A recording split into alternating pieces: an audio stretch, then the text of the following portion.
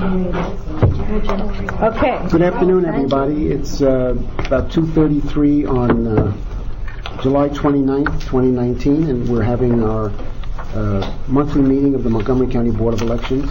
All 7 of us are present. No one is absent, so we have a quorum. And calling the meeting to order. And our first item is approval of minutes. And we have a couple of sets, right? Or just one? Just one. Just the June. Just the June 17th. 2019. This is June 17 or June 7? June 17, 2019. Yeah.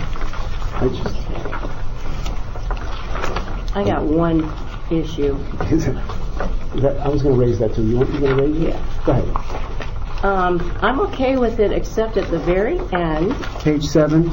page 7, where we talk about follow-on, what is it, action items. Why don't I see a number 6? Oh, here we go. Isn't it new business you wanted to talk about? The blue? Let's see. I don't understand. I wasn't here. Somebody explained to me the same one that Mr. Shalek and Oh, wait, Mr. what am I Banner. looking at? Go ahead. I'm sorry, I'm looking at the bylaws. Let me get the minutes. Sorry, Jim. Here it is, page 7. Okay, yeah, I would just take out that little section about The Democrat Central Gabe Committee. Albernos talking about that. I mean, I don't really want to formalize that That's we've my, adopted. yeah, I wasn't here, but Committee. you're right. I never even heard it. I have so the same issue, Okay, so I'm we okay should with not taking out the adopt second the sentence. center committee sorry? does. Take out the second sentence. please. Mr. Banoff through... No, The end of the sentence. I will To take be- the whole things The out. middle sentence. Starting with Mr. Banoff and ending with action items. Yes, right. Well, hold on a second. We did approve the technique of listing action items, and we did approve that the secretary would keep track of action items, so why wouldn't we just eliminate the guys sentence that approve says, Mr. Banoff explained how, otherwise we don't have a record that we agreed to do it. Yeah. Yeah, no, I just say take out that middle sentence. And The second sentence. the secretary would keep track of the action items. Yes, because that's Again, in appropriate. addition. So we're taking out the middle sentence. Mr. Banoff through committee And meetings. Jackie is proposing to also take out in addition, and I assume capitalize the secretary, The T. which is okay with me. Alan, do you care? No. Okay. Is there a Any other? Is there a I'm motion? going to move to accept the changes which we are making, not just And this. the changes that are in the document itself. Yeah, with the... Yeah. Okay. Yeah, I said that. And is there any further discussion? Okay, so with that... I'll second it if it needs a second. It's already been seconded. All those in favor of the minutes with the change we just made, say aye. Aye. No one opposed? So Lisa, just take that out? Okay. Okay.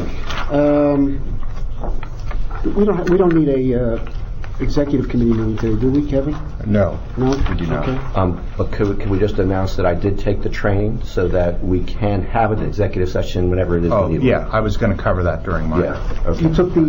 The open meetings training. Good, thank you. So since one of us had to, and it was fine, it was good. Good, Yeah, good, So, okay. good. Okay, Lisa, are there any public comments? And I want to welcome the 3 ladies, our guests, back. Our full team is here. Good to see you all. No one asked to speak to the board. Okay. All right, so we have no... But these are not here, so. Oh. Pat Finati, aren't you back? No, I'm sorry. I'm sorry. Margaret Did has you change your indicated name? that there's 2 individuals who will be addressing the board at some point, but they're not here yet. Okay. Who were they? Tony Tomasello from the city manager of Gaithersburg, and Pat Finati. Finati. So they are not, since they are not here, they are not We'll here. move on if they... We move They on. want to speak on early voting. Okay. All right, Margaret, we'll go To to... the chair. Let's see if they show. Okay. Margaret, your report? Oh, okay. Personnel matter. I apologize. Okay, announcement. Eric Olson submitted his resignation, and he is going to become the new Deputy Director for Arlington County Board of Elections. Can we just pause and say Congratulations and thanks for everything. Deputy Director and all. Okay, then Humberto Zelaya, I just got done speaking to the International Association of Government Officials regarding our Future Growth Program and about the continued success of the program as it relates to civics and the development and recruiting of election poll workers. Allison will be speaking to the Election Center on election data analytics, or commonly we refer to lessons learned data, on August 19th. She also attended the National Association of County Officials annual conference, and she is the vice chair of the election subcommittee. We also have requested a waiver to fill the position vacancy created by Mr. Olson's resignation. We are also requesting a waiver from the temporary freeze on hiring for the temporary positions of election aide 1 and 2 for the upcoming election cycle. How many of those are there? 80. Then budget FY19, Allison McLaughlin, FY20, Kara Bumbre. Allison? You have the FY19 operating budget spreadsheet there in front of you.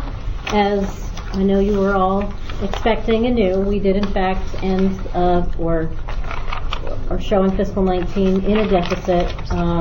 I think we have almost everything accounted for. When Kira speaks to fiscal 20, she might be able to comment if we have anything or what we kind of still have hanging out there from 19. But we did end up with, and this does have the fourth quarter state bill in, so there's nothing large outstanding there from fiscal 19. With a deficit of $449,000, as you will all remember, we had a surplus the previous fiscal year, and we had a lot of the costs from the previous year's election. Because the primary was the last week of the fiscal year, we had costs that rolled over into fiscal 19 between costs from the election itself, the primary, and the costs of the recounts that we did at the beginning of fiscal 19 that put us in a hole to start off with for fiscal 19. But the numbers are there. I'm happy to answer any questions that you have. That 60066 SB program management, is it still coming? No, That's that's been fully paid for. Oh, for good. You're almost close to the whatever Harry. budget. Add on to that, how do you make this up? Who's paying Huh? the deficit? We're waiting to county- hear the- from the Office of Management and Budget how they're going to manage that. If the it's going to state be owe a us year, anything? no, year-end transfer or a supplemental. Yeah. They We all, expect to get it. yeah, they always do that. And we've been keeping the Office of Management and Budget apprised throughout the fiscal year, really right from the beginning. You know, they've been watching the numbers along with us, so they were well aware that this deficit was coming. Do we know what the cost of the recounts was, roughly? I don't off the top of my head. I That's a good know question. we've got those numbers and we've discussed those numbers. We can go back and I'm just curious whether that's more or less than $449,000. There's more than I don't want to speak to it off the top of my head. The things that we've continually cited in talking with OMB about this were the cost of the recounts, the cost associated with the primary election that were in fiscal 19, and then the cost of having a third card to the ballot. Okay. All What the share was of of the which we three had no items. choice about. Right. That's why we have deficits. Last year we had $120,000 surplus. Oh, I remember. That's why we gave it to them, so they're going to give us this $444,000 back. Is that good, Mr. Neiman? As long as they pay the full deficit back, Yes. that's good. They will. Thank you. Kara? Speak about 2020. We haven't had. Kara, we need to hear your voice. Maybe sit over Well, there. So, You come over here. One second, I'm dropping the light. Mr. Nemi, can I confirm that you, as a follow-up action item, are you requesting the cost of recount? Yes, let's do that. In a rough measure. I just wanted to make sure that Yes. that was clear. Yes, thank you. There. All right. Yeah, join us. Yeah.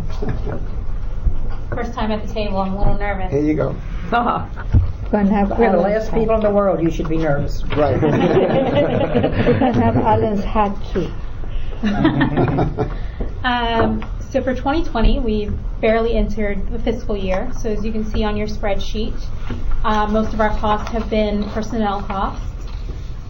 There's really not much to say, but if you have any questions, please let me know. And to jump back to our previous action item, we do have to record costs in the fiscal year they are incurred. I believe some of you asked about an exemption, and I did reach out to the general accounting manager, one of the managers there, Kimberly Williams, if you all know her, and she provided me with a citation from the Maryland Code, and I have that right here, section 311, limitations on expenditures. And it just says, I don't know why I passed out just one to you. It's nonsense. The bottom line was no. The bottom, well, pretty much. But let's see if we agree. No expenditure of county funds shall be made or authorized in excess of the available unencumbered appropriations therefore. I'm sorry, where are you reading right now? Section 311. 311, okay, thank is you. the response from accounting, and that's the general manager, Kimberly Williams, who reports directly to the comptroller, I believe. So this is section 311 of the county charter. Yes. And so, as I understand it, there are exceptions for capital expenditures, is what we were told before? Capital improvement projects. And how do they get around this provision for that? That is something, another recommendation that Kimberly Williams had is for us to talk directly with OMB, and I have offered an invitation to our OMB analyst, Crystal Saleh, and hopefully we can have her for the next meeting. I think that'd be great. I have a question. How does this, to our lawyers maybe, when there's a federal mandate, as there is to have elections, how does this fit with that when we have to do something? If the county says you can't spend the money to do it, and I mean, how does all of that work? Well, Do we take up a collection? the statute provides that the county has an obligation to reasonably fund the Board of Elections and a variety of other state agencies, health department, other state agents that are considered quasi-state agencies. So, it's generally handled when we have a deficit, as long as it's not shown that the spending was excessive. It's handled either through a end of the year transfer or usually through an end of the year transfer. I don't even remember the last time we've had to do anything else. So this doesn't mean anything to us? No, what it means is that the county's not going to go, we're not going to transfer funds from one fiscal year to another to pay for personnel costs, and that we will handle any deficits through a year-end transfer or supplemental. Yes, so those are Or This says, but I you just wanted to can ask. talk to the budget analyst next month. Just, In September. Yeah. September. It's a tough one. I'm not. I'm sorry, September. If I may. First of all, this doesn't strike me as being an issue until the 2022 primary, assuming that primary is in June. And of course, it's a long distance away, but the law would provide that it would be in June if they don't change the law. So I'm not sure that I know we have a crowded agenda in September, so I don't know that it actually has to be that a conversation is held then. I do think it would be useful to get a sense as to, this has a very declarative statement. Obviously, we were just handed this, so no lawyer, no matter how good they are, and that would certainly include our own lawyer and the lawyer sitting at this table, would automatically opine just by being handed the statute. We want to do a little work a question like yours is actually fairly complicated, the interaction between federal and state and local law. But my thought would be that if we do have a surplus in the fiscal year where that when the primary is being held, then that would be the point at which this would become an issue, and we would want to know exactly what the boundaries of the law are. Usually the county are very generous with the Board of Election because they know some of the expenses is beyond our hands. So, as I'm sure Margaret and those people can tell you that they usually cover. They always have. They always have. This is I've never seen these these words before, and it's very declarative. And do we just ignore it, or do we? It bothers me. And I just want to restate that surpluses are returned to the general fund when departments have them. And a deficit can be handled in two ways, and that is through a transfer of funds, and the county executive can do that at any time. They can transfer unencumbered balances between divisions of the same department, not to exceed 10%. And what you've heard discussed today is a supplemental appropriation, which is recommended by the county council and requires 5 council members' approval and is paid for through those surplus funds, is what you've heard everyone discuss here. So the executive has the authority to transfer from one place to another. Only divisions. Only divisions. Between divisions within the same department up to 10%. Okay. So are we a department? We are a department. At least as far as the county is concerned. I assume of general government, right? Yes, we are general Department of General Government. So how do they typically find the money to cover us if they don't do a supplemental? Because it sounds like you haven't had to do a supplemental in the That's past. not our business. That's what we would ask, that you delay and let the budget analysts come in and answer these questions for you. Okay. Yeah, I mean, I'm not, like I said, this is not an immediate issue. This is one we want to know the answer to at some point. And I defer to you, Jim, as to whether, like I said, September I know is going to be a crowded agenda. So, Thank you for getting this. Is she coming in September? I've invited her. We can, but if you don't want her to come, let's not. You have one on the agenda. Yeah. Do we want to hear it in this October? meeting? Yeah, fine. Because September's going to be pretty heavy. Could we do it October? Yeah, Certainly. You can invite her. Instead Yes. of plenty Could you invite her time. for October? Yeah, Great. thank you. Thank you. Voter registration, Jessica. So you guys were provided the monthly stats. I emailed them out to you at the beginning of July. Also in your packets, there's a copy of the last month's stats. Also, July 1 began the implementation of the new law, automatic voter registration. We haven't completed the entire month of July yet, but in a comparison to the majority of the month, the first month we're doing it to previous months, I'm not noting any significant increase statistically relevant in the number of new registrants. We've had an uptick in address changes, but again, it hasn't been anything that's been real tremendous. So this will just be something that I'll continue to track and trend and kind of give you periodic updates at future meetings. This is how automatic registration is going. And then the other process we have undertaken, we got today, was our ERIC reports. If you recall the last presentation I gave, list maintenance, we talked a little bit about the Electronic Registration Information Center. This is the exchange between 28 states of voter registration information to compare voters who may be registered in more than one state, get their information updated. We got our reports transferred us today. There's 22,000 records on those reports we'll be reviewing. But about 18,000 of those came to the National Change of Address Service, the USPS. So that's pretty regular. We get it every 2 months. So we'll be going through all of those transactions over the next 2 or 3 weeks. What's on the ERIC records besides where you live and where you voted? Is how you voted on there? So what we Not get, how you voted, they can't know that, but whether you voted. So we don't actually on the user end to get any of the backing information as far as we give the state the previous, if there's what the address is in that other state, and the most recent transaction date the voter has transacted it all with the other state. Who manages it? The state board. Who manages the national? Oh, ERIC is actually managed, it's its own entity. It was started by Pew Charitable Trust, and it spun off to its own. So it's got its own staff and whatever that manages it? Yeah, they have 3 staff. Okay. To manage it, and they do all the information where they bring it all together, anonymize it, and then send it back out. Do they sell those lists? They do not.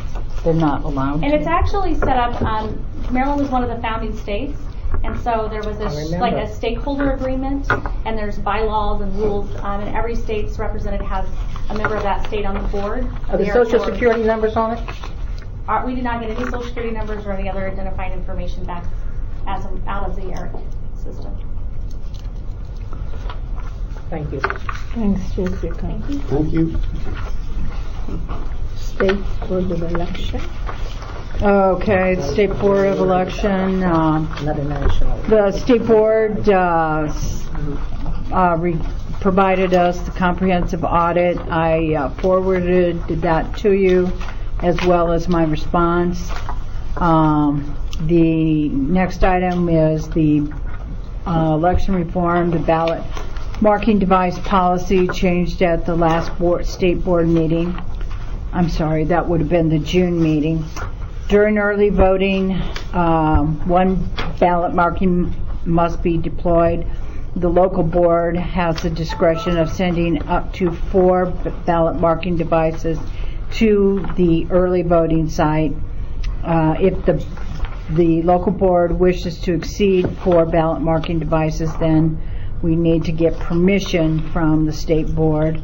On election day, 1 ballot marking device must be deployed, but the local board has the discretion of sending 2 or more ballot marking devices, and if we wish to exceed that number, we have to seek permission from the state board. The minimum number of voters that must use the ballot marking device is 5 by 1 p.m. Before it was 2. No, it was 3. Anyway, it was by 6 o'clock. Before it was 2 voters, or it was 2 p.m.? No, before it was 2. It was great. Can someone remind me? Is it how many votes were supposed to be on the ballot marking device by 6 p.m.? 2 or 3. Okay. All right. Now they've changed that. Then this is in response to concerns expressed by various interest groups. The state board is in the process of developing a statement. It was presented to the state board at the July meeting.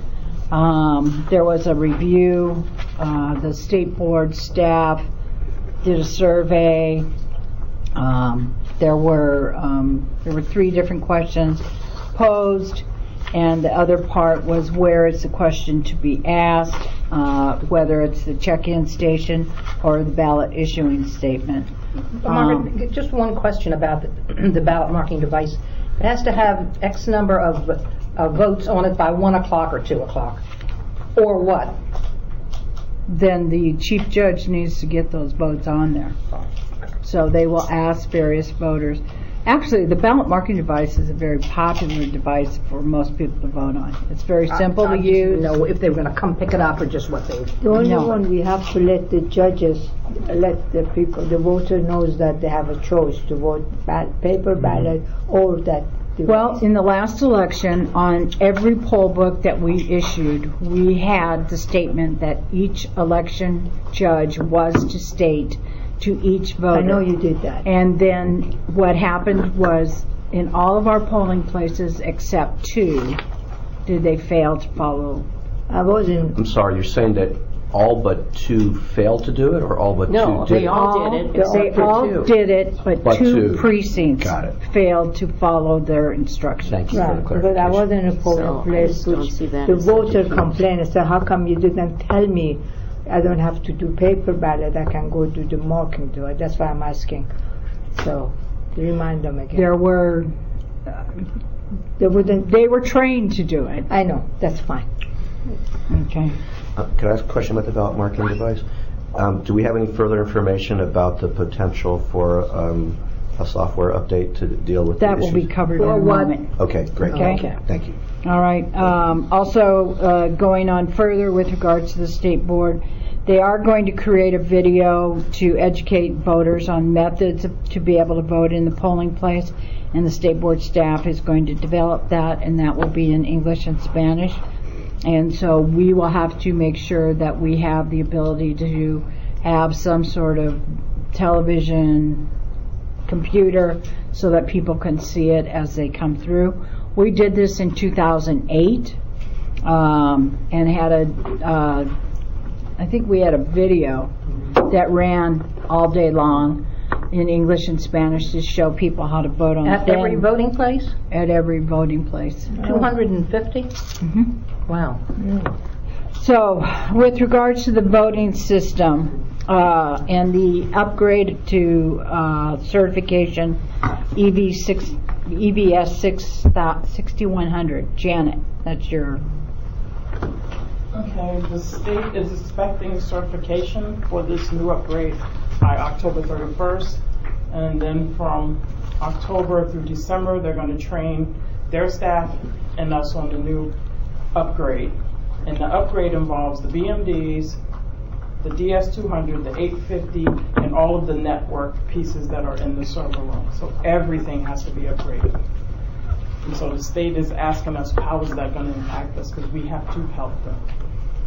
So beginning in, we're going to actually have, they're going to upgrade 5 BMDs, 5 scanners, do a test. And if that's successful, then they're going to go around and update everyone. And it's going to start in February, the upgrade, when we upgrade the rest of the equipment.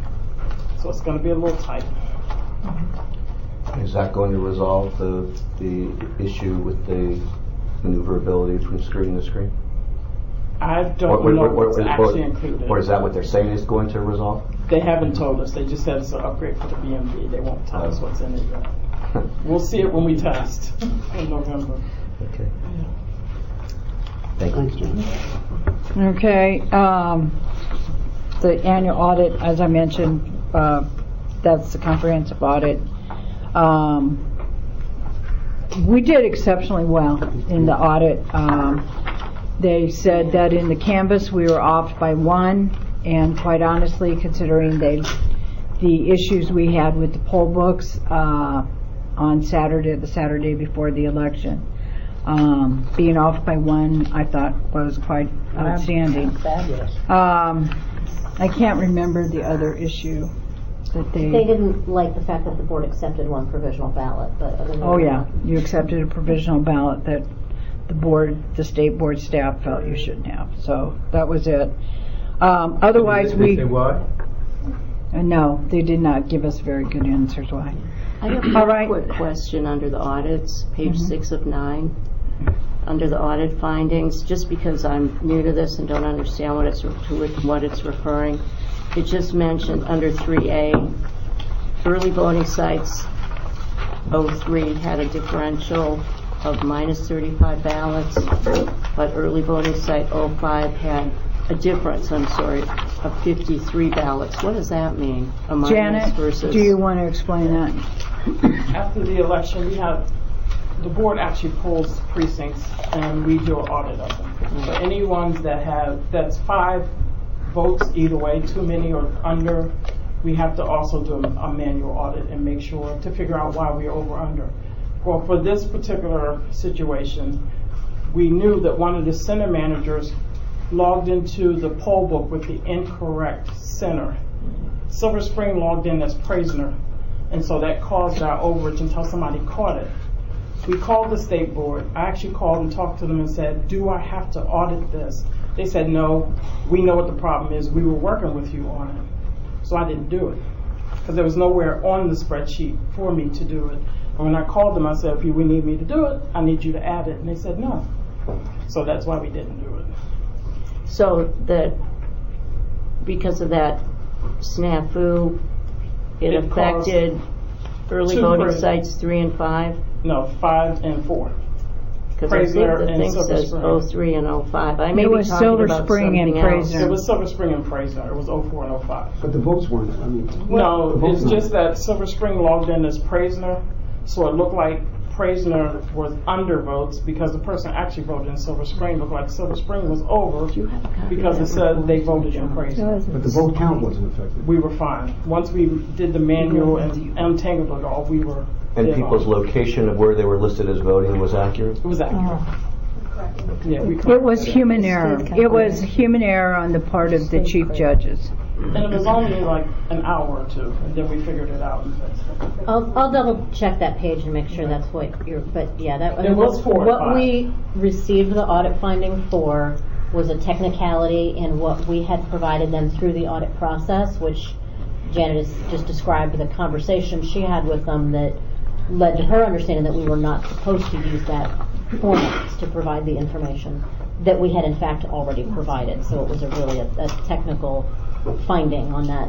But yeah, it was, I mean, we had gone through and we had physically made copies of the voter authority cards, of the signed oaths from the voters who checked in on that poll book that was listed as checked in at Praisner when it was really in Silver Spring. And we provided all of the documentation to the state board, but we didn't do it in the spreadsheet that we were apparently supposed to do. But I could have sworn the report said 03 and 05, not 04. But the votes were all counted. Yes, That's they the were. bottom line. Yes. And, you know, my indulgence, it's because I'm new at this. I'm Sure. just No, trying to that's get a good. grasp of Okay. things. Okay. All right, then ballot stubs. Yes, the ongoing battle to get rid of those stubs. Jessica has been working with Mayo, and now Mayo did submit a letter in accordance to the regulatory process. And now what we are doing with the other jurisdictions, Prince George's specifically and some others, is to ask that a letter be sent to the state board members requesting to follow up on the Mayo letter to abolish these ballot stubs. And for the benefit of the new board members, the reason, first of all, the ballot stubs serve no useful purpose in today's modern age. Secondly, the only thing that they do is slow down the process of at the ballot issuance table. If you want to have any questions, ask Alan, because he was at Praise tearing ballots like a madman. He was at The fact of the matter is Did a good that job. the ballot stub creates dust, and it causes problems with the scanner. And additionally, the other problem is that unless they're really, really good like Alan and have lots of experience, they tear badly. Do we have one? No matter. What was that last thing? It does what? They can tear badly. So, I'm going to turn it to Jessica. So Margaret gave a good segue into the issue at hand. As you'll see, I actually penned the letter. I'm chairing the committee for state regulation with Mayo, so we've actually asked formally for a reg change. But the last conversation we were just having about the reconciliation of the audit was a fairly good example of how we actually do ballot accounting. So we take the ballots that were, the voters that were checked in on the poll book, and we reconcile against the number of ballots that were scanned at the polling place, and then we verify that against the physical count of the remaining ballots in the polling place. So when you check in a voter in the wrong polling place on the poll book, your numbers are off, and your ballot counting is off. So you would be checking your numbers against these three factors. Ballot stubs were designed and were in use when Maryland was not a paper-based voting system at the polls.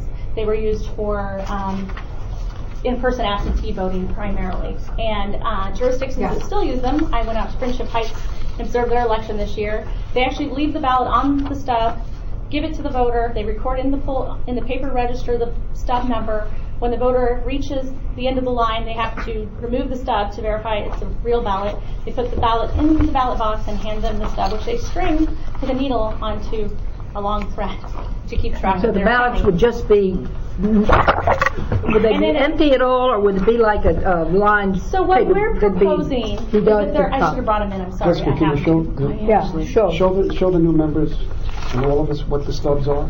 So the stub is at the bottom of the ballots. There's a perforation Unfortunately, in 2018, a good majority of our ballots did not get properly perforated. So when we went to tear them off, Make sure you show time. it tore the stub and it tore into the actual ballot.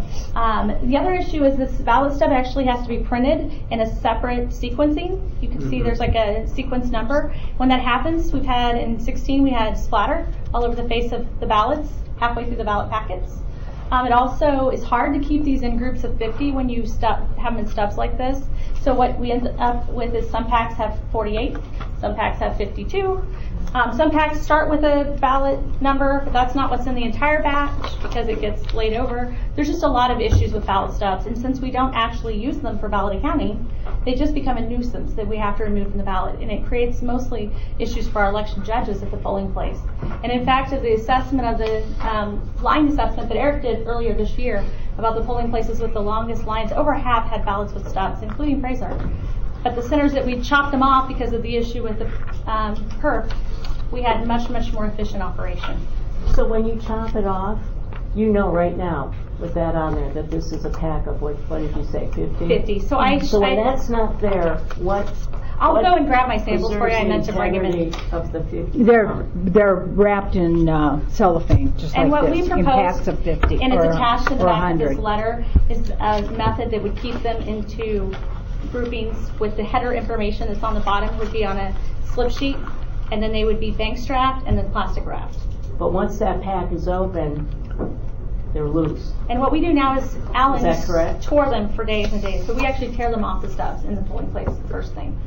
And by having the stub, what you do if you have the election judges removing them from the stub, as we started with in the primary of 16, is if you have 4 judges, each take a pack of every ballot style, because they can't split them because they're on stubs.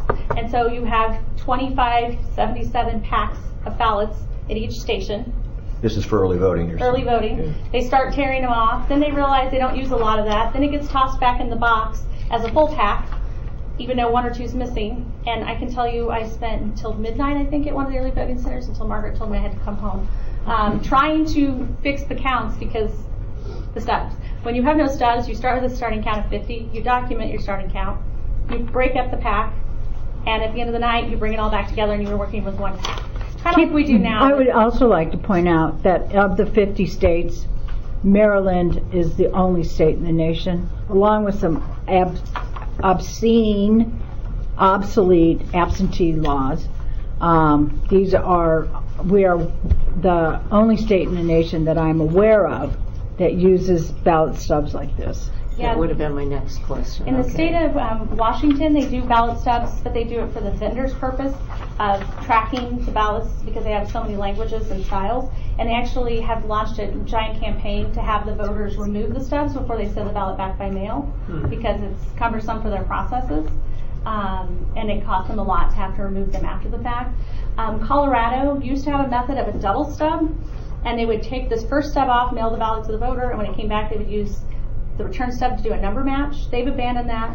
And actually in the letter at the bottom, there's a little link to an article about Steamboat Springs, Colorado, who have chose to hand count their paper ballots because they have not updated their municipal code to be able to abolish the stub, and it caused so many problems with the equipment the last election, they couldn't actually finish the election, and they had to wait 3 days for somebody to service their equipment.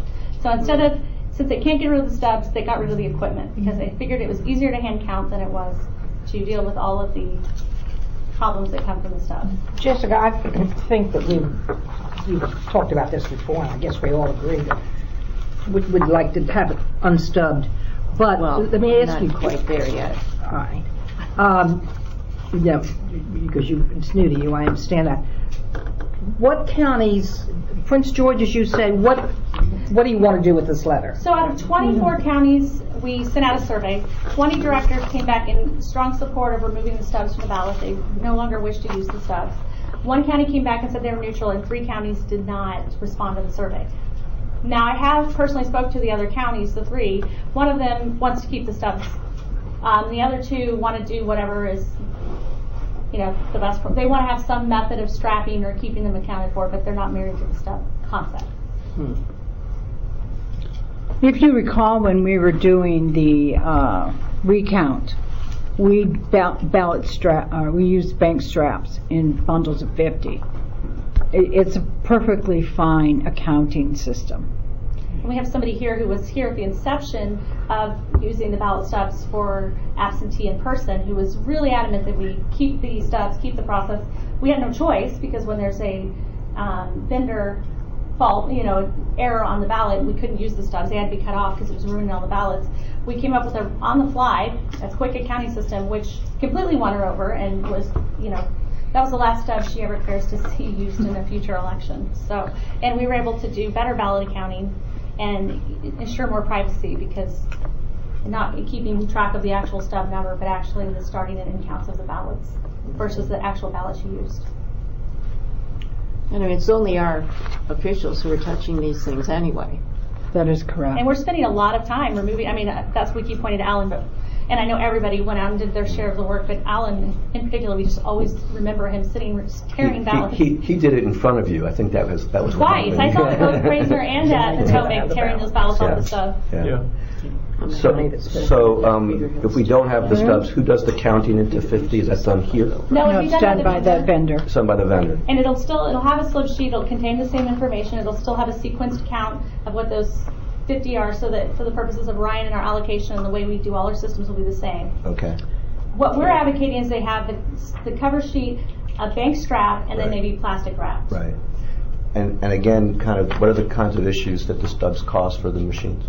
Well, what happens is when you tear the stubs off, it creates dust. And so it's like paper dust. And that paper dust, like the photocopiers, you get recycled paper, that's why that's kind of gone out, but it causes them to jam. So the dust gets on the sensors, and the sensors detect that it's an actual piece of paper, and it's not. And so it builds up inside the machines. They've sent the rovers out with canned air. So this is in the scanners, you're saying? Right. Yes. Okay. Which were some of the Unless it's humid. So it's a contributing factor to the scanner problems that we've been having. Plus, the other thing is that when they're tearing the ballot off of the stub, sometimes it's not a clean tear, and so they'll jam the machine. And then what happens? It'll go through. They'll tear into the stub. The voter doesn't know any better, Right. so they introduce the ballot at the at the scanner after they've spent all their time pulling it out, and then it errors and said it won't receive the ballot, and they have to spoil it and start over. And they're very upset. Do you need us to approve this letter? Is that what? That letter's already gone, but any support you'd like to put behind it, because that's what I want. at the last state board meeting, Next it was step. characterized that this wasn't necessarily, that this was still a very split issue, and I think. Who are the 3 jurisdictions who like the stubs? I'm not going to say that. Oh, yeah, I want to know too. Why not? Well, One they don't. jurisdiction that likes the stuff. There's one jurisdiction that likes The this 3 stuff. didn't respond and are fine with whatever. Yeah, they'll go. 2 were fine, 1 didn't like it. I mean, as long as there's an adequate system, once this is removed, when we I'll change run the and grab system my and there are no samples. tabs, as long as there's assurance that these things are going to be properly. The focus of the audits, the focus of all of the audits that are performed by the board staff and then confirmed by the state board staff, is that the number of voters, whether they're early voters, election day voters, provisional voters, absentee voters, equals the number of ballots scanned or tabulated. Okay. There is no jurisdiction that I'm aware of that counts the returning blank ballots. In fact, those ballots, they're kind of put in a pending process, and then after everything is certified, and after we go through our secondary audit, which in this year was in February, we start shredding them. Okay. Because we have no use for them. Does that little stub serve any purpose for a recount? No. Okay. The And I think I'm stub okay with this. cannot be associated with the voter. Okay. The only thing that Or stub, the ballot. Or the ballot. or the ballot. It did serve a purpose back when in the inception of it, in the original time, when we were using paper registers and we didn't have poll books where we were issuing voter authority cards. We didn't have rubber counts available.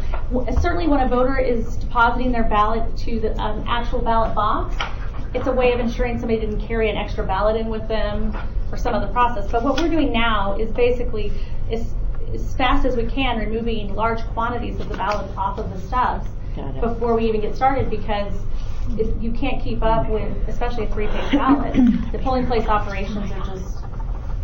I'm okay. And what we're doing instead is that the I'm voter is fine. physically walking to that scanner with their voter authority card It's in being hand. signed off, right. Which is our control to make sure that they only put one ballot in that scanner. And then we're reconciling against, and then with early voting sites, we're doing the countouts of the ballots each night to reconcile. And if Okay, they want to so, walk in with their own filled out ballot, thanks, then Jessica. that's whatever. So, what we would like to do is draft a letter, have your board attorney look at it, and then he would circulate it, and you could add comments, but we would like to have this letter done and sent to the state board members, preferably about 10 to 14 days before the state board meeting, which is August 22nd. That's right. So we're looking at around August 12 as a deadline.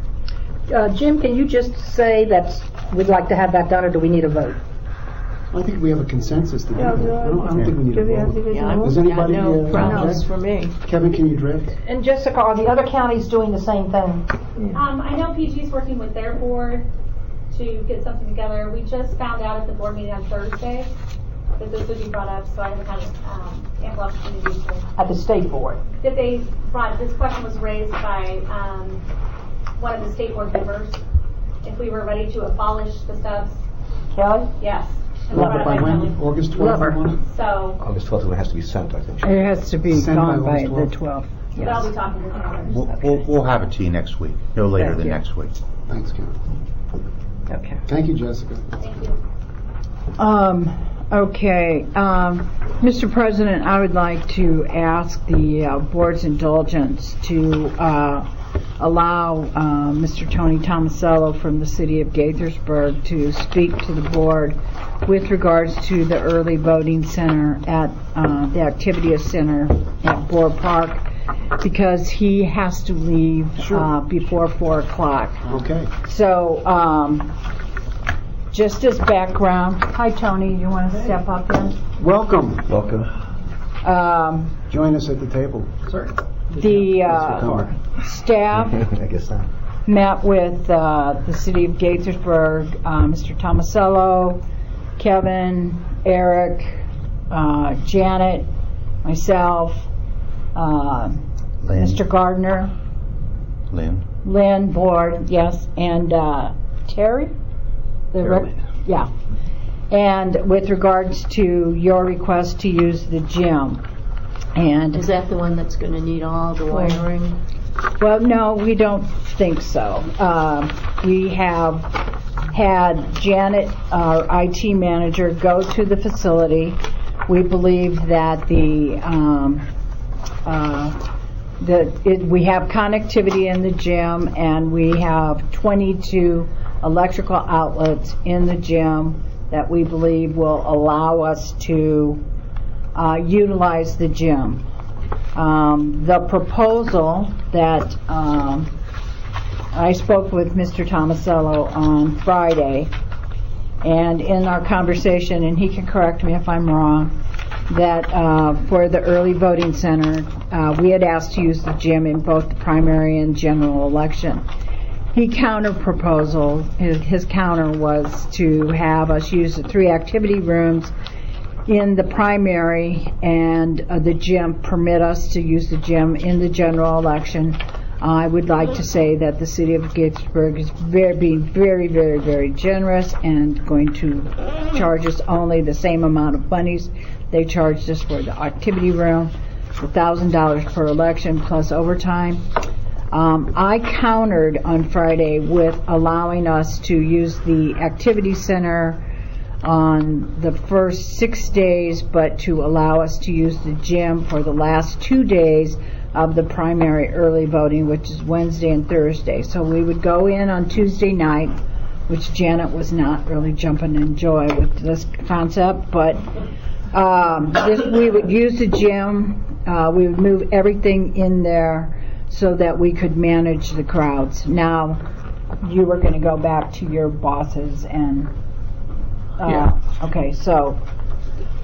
Your Where boss is do you- being the city council member? Okay. The location. So, there you go. MEC Council obviously very supportive of supporting the board and trying to get people in and out through the process as quickly as possible. The challenge for us, of course, is our only gym. And when we were just using the activity rooms, basically you're using unused space, the parking lot, and the drive up for the 10 million signs that get put up. Don't leave out the leafleteers there, too. Yeah, too. But when it went over to the gym, of course, then you have, these are our only gyms. They're programmed pretty much all the time, every day. So the relocation for 16, 20 days was a lot.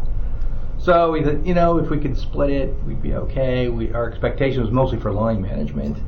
And that I think I can get the 2 days for the general. I have not, taken... You mean for the primary? Yes, for the last 2 days of the primary. We can definitely do the one gym for the general the entire time. If that's acceptable to everybody, I think we can just try and close this. But otherwise, can you tell us the footprint of those 3 activities rooms? What the square footage is? Well, if you look, if you look at the document. The one footprint of the gym is like 7,000 square feet, and the activity center, is 3,032. It's on your spreadsheet. 3,032 and 7,590. Sure. Oh, I see. Question. When I've been over there, and I was the board member assigned to that location for the last election, it seems that you have a large divider. You have a very large gym, and you have a divider for the gym into kind of half and half. Right. And you have a full court basketball on each side, as I recall. Right. So is one option to use half the gym as opposed to all of the gym instead of moving from the activity rooms to the gym? My understanding is one gym is the only thing that's on the table. Yes, that's correct. And why is that? Because 11,000 plus square feet was not necessary.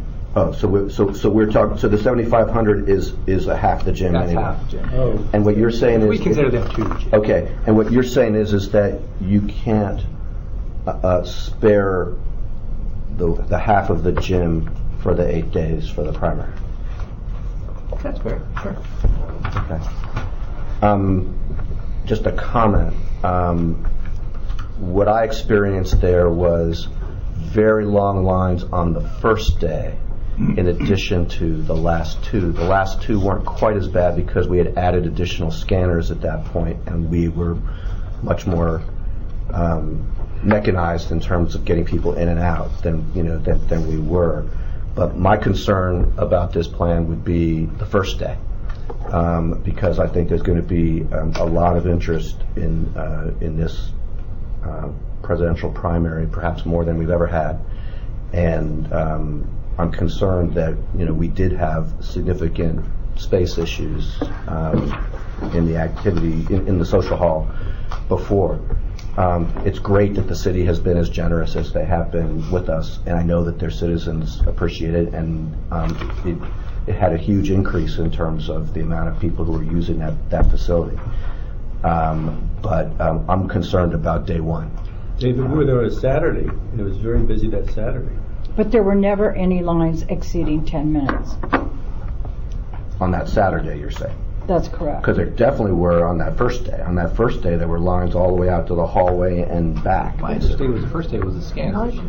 No, it wasn't only a scanner That's what I was issue. told. But Well, you guys know your business. I'll be happy to show you photographs of what the lines were like. There were very significant lines on the first day. Just the first day. Well, I was there on the first day. I wasn't there every day. Because usually isn't there a big rush at the beginning? There's a big rush for the first day and the last 2. And the last day especially. And quite honestly, Eric and I spent a lot of time talking about this. And on the last day of the gubernatorial general, the On the very last day, it was 10-minute wait time pretty much across the board, except then at 6:30, all of a sudden every procrastinator in the world showed up. And yes, then the lines became quite long. Well, the issue is not just with long lines. The issue is with the lines at different parts of the process interfering with each other. Well, we won't have a 3-page ballot. Did we have a scanner issue on day one? We did. We did. Okay. That was definitely part of it. That wasn't all of it, though. Because part of it was that there weren't sufficient number of polling stations, and people had to wait at different parts of the process, and there wasn't enough space to have multiple lines. So the lines were interfering with each other, and people were in the wrong ones. Because you're talking about the general election, and I appreciate that, but we also need to remember that, first of all, there's 22% of the individuals are nonpartisan. They will not be voting a partisan ballot. Their voter turnout numbers are generally at 10%. So there's then already 80% of the individuals that are participating. Let's see, we just got done running these numbers. But, and it's not as though everybody is going to show up at the activity center at Ford Park. Well, is it possible that we can ask? That we can what, Jim? Ask for the first day as well? Have the city council members expressed their views about which days should be available, or just that they are okay with trying to help us in some fashion? Mostly the second thing. They're very committed to helping you, but they also have residents to worry about. But let's be fair, the residents of Gaithersburg vote in that facility, so it's residents either way. I get it. Even the first day and the last day, it seems like that's going to be a pain for you. Yeah, how logistically is it a nightmare to move our stuff back and forth? Yes, it is difficult to move stuff back and forth. I'm not sure I understand why we're not using the gym the whole time. Because the city, we do not own the city of Gaithersburg. All the other locations you're looking at right now are county facilities. This is... Oh, I understand that. But the gym is not available the rest of the time? Our gyms are programmed every day. That's what I'm saying. That's my question. Okay. But the rec centers have similar issues. The rec centers have to make difference. The difference is that the county government is the county government. This is the city government. I get that. And that's why I was trying to ask about whether the city council had weighed in yet, because I personally would want to talk with some of them before we were to decide unilaterally on our side that we don't need the gym in the middle of the week, because I realized that we have some data from the past about voter turnout. I also realized that some of our data from the past about voter turnout may not be indicative of of the voter turnout in this particular election. And the primary election is going to be of great interest to a large number of people in Montgomery County, including a large number of Gaithersburg residents. And we decided Mr. Tomasello and I also spoke about the fact that I had not had an opportunity to talk to the board, and he agreed that he could come during this short period of window of time. And I said to him, would we be able to get on a work session so that you could appear before the council and mayor? And I believe, September 9th was the The day? answer to that, for the mayor this morning, was no. No? We're not. Work sessions are hard to come by, and it sounded more like a letter to him. You guys want to reach out to council members? That's certainly your prerogative. You can also come to any council meeting. You could come next Monday if you want to, and you get 3 minutes at the podium and say whatever you want. What time of day is that? That's at 7:30, Mondays. 7:30 p.m. Mm-hmm. So, like on August 5th, there's a public meeting. Public can make any comment they want. But it was just too. We went through the agenda today, it was just too difficult to give up. And he had already programmed September 9th. So that was off the table. But hopefully we just get it worked out. But There's 3 rooms. Okay. So is the bottom line here, the gym or 3 rooms?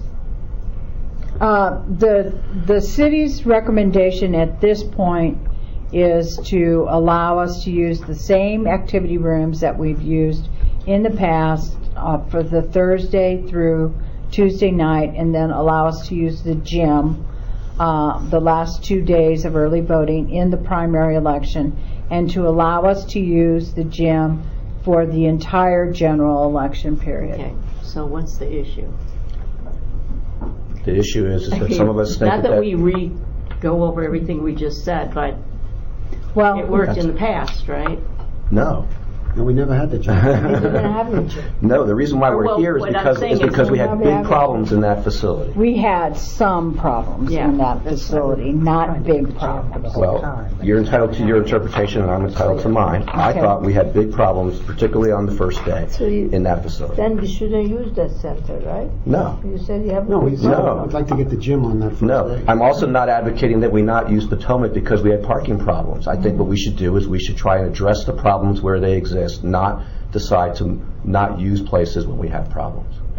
And in this particular instance, I said, I believe, probably I said it at our board meeting right around the time of early voting at that time, that to be able to use the gym for early voting would be a big help to the problems that we were having at that facility, and would be better for the residents of Gaithersburg and whoever else votes in that location.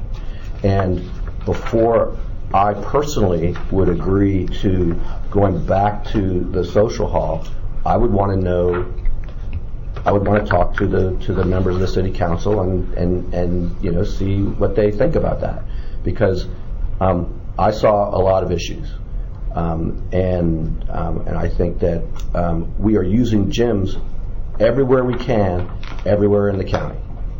I mean, at this point, as I understand it, there might be one exception here and there, and of course in Mid-County Community Center, the social hall I think is bigger than the gym, or at least it's really huge. But this is something we did during the last election in a number of different places, and it's only fair to voters in all different parts of the county that we make the effort for everybody. You got it. What do you can you do? Can you help us? We're already helping you about as much as we can. So you cannot do beyond what? I mean, even the 2 days is going to be tough for the primary. I mean, Thursday's the biggest night of the week for gym use. I mean, you're talking about relocating hundreds of people who are taking classes, who are in recreational programs. We're already closing, which we didn't do before, for 8 days in our main gym, our only gym, by the way. There's only so much parking to begin with, so even if you could get 1,000 people in there, there's only 167. Well, you're closing in half of it. This is every 2 years we're using it. So can the people understand we are doing it for them, to using the facility, make it easy for them to vote? Are these other rooms just not? I've been there for probably 20 separate days of the early voting, and Here's what happened. Seems fine to me. But. There were 3 lines in there. People would come into the room, and there were a number of people there at the door where you check in. Okay? There's another line going to this table over here, very close by, for picking up the ballot.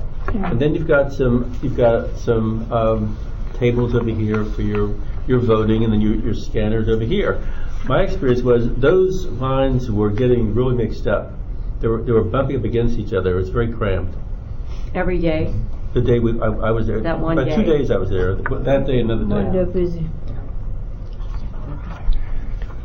Staff also mentioned to me that when people are done scanning, which I guess is the last step in the process, they probably should be going out a different exit. We have another exit, and we should be directing them there so that they're not coming back through the crowded hallway. But that would only be an issue for the primary now, because the gyms have their own exits, and that would be fine for the general.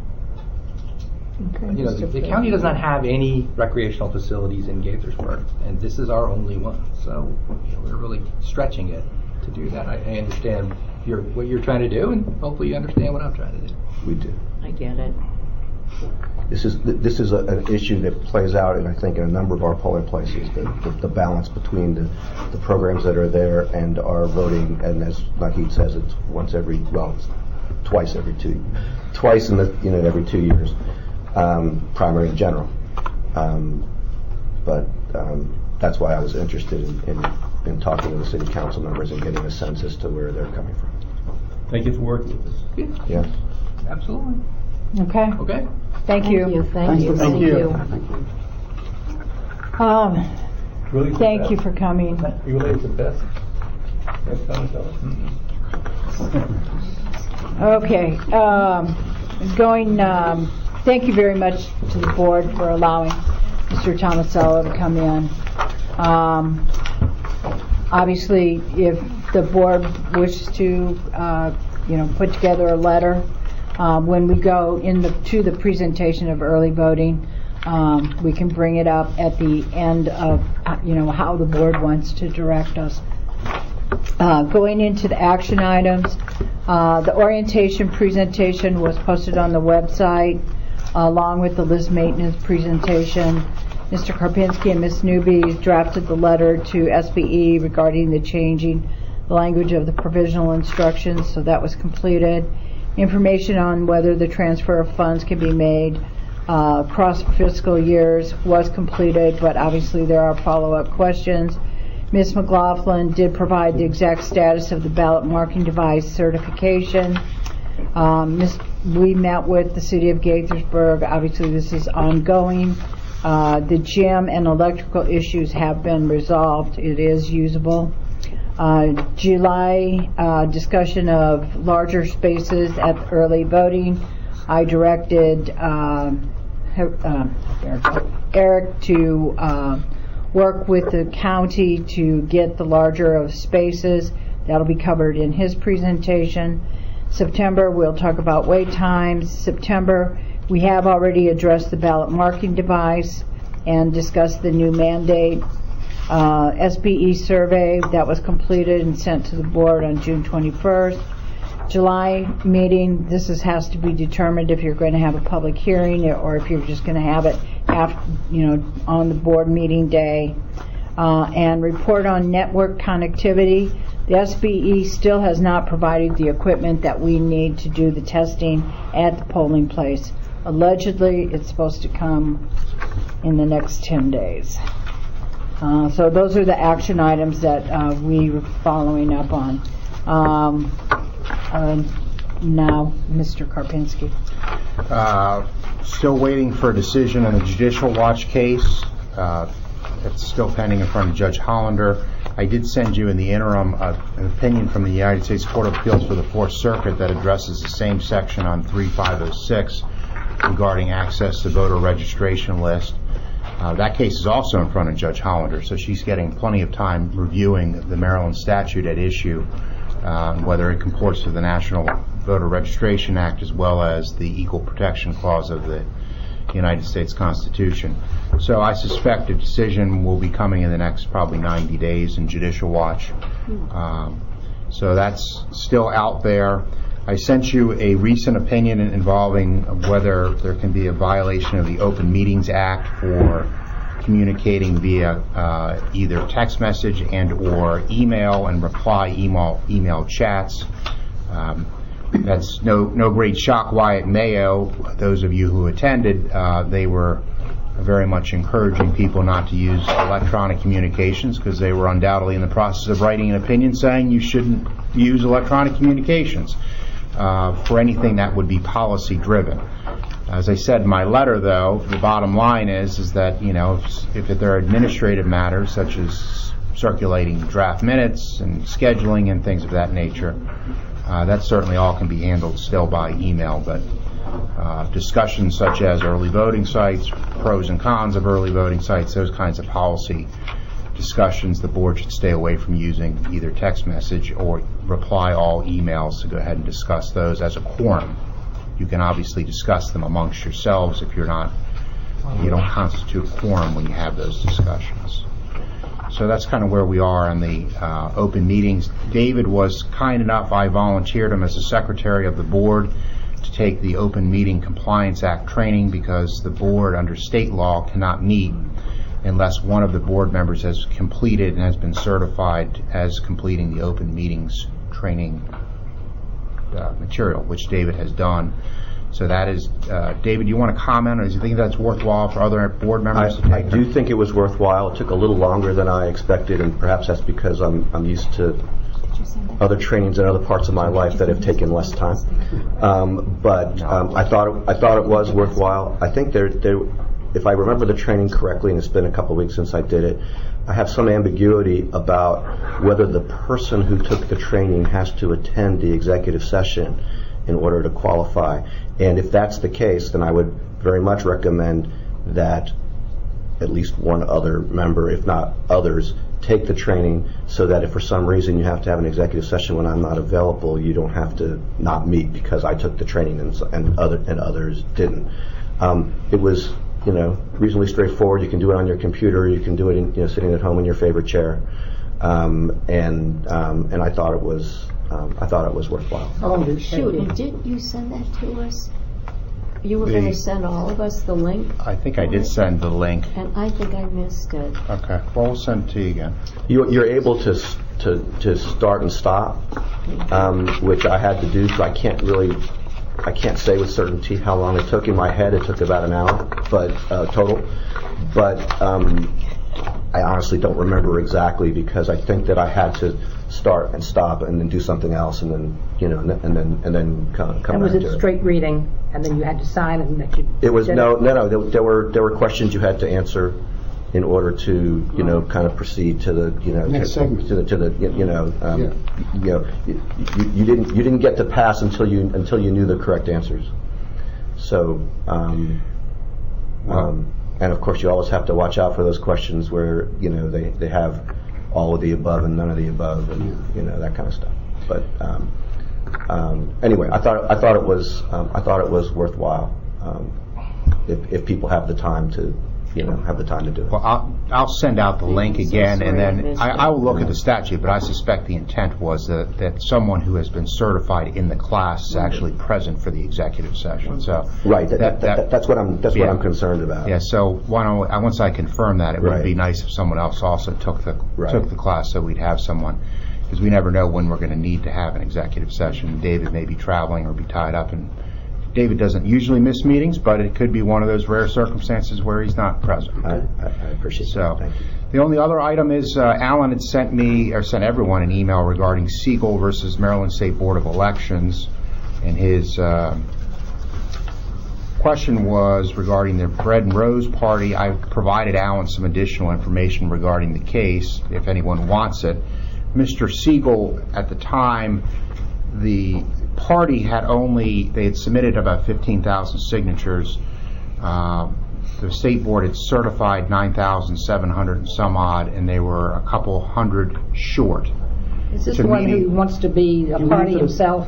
They ran for U.S. Senate. For U.S. Senate. So at that time, they did not meet the 10,000 signature threshold. So really, that case really involved two questions. One was the signature requirement that I lost many hours of sleep over on petitions over the years, whether that is constitutional or not.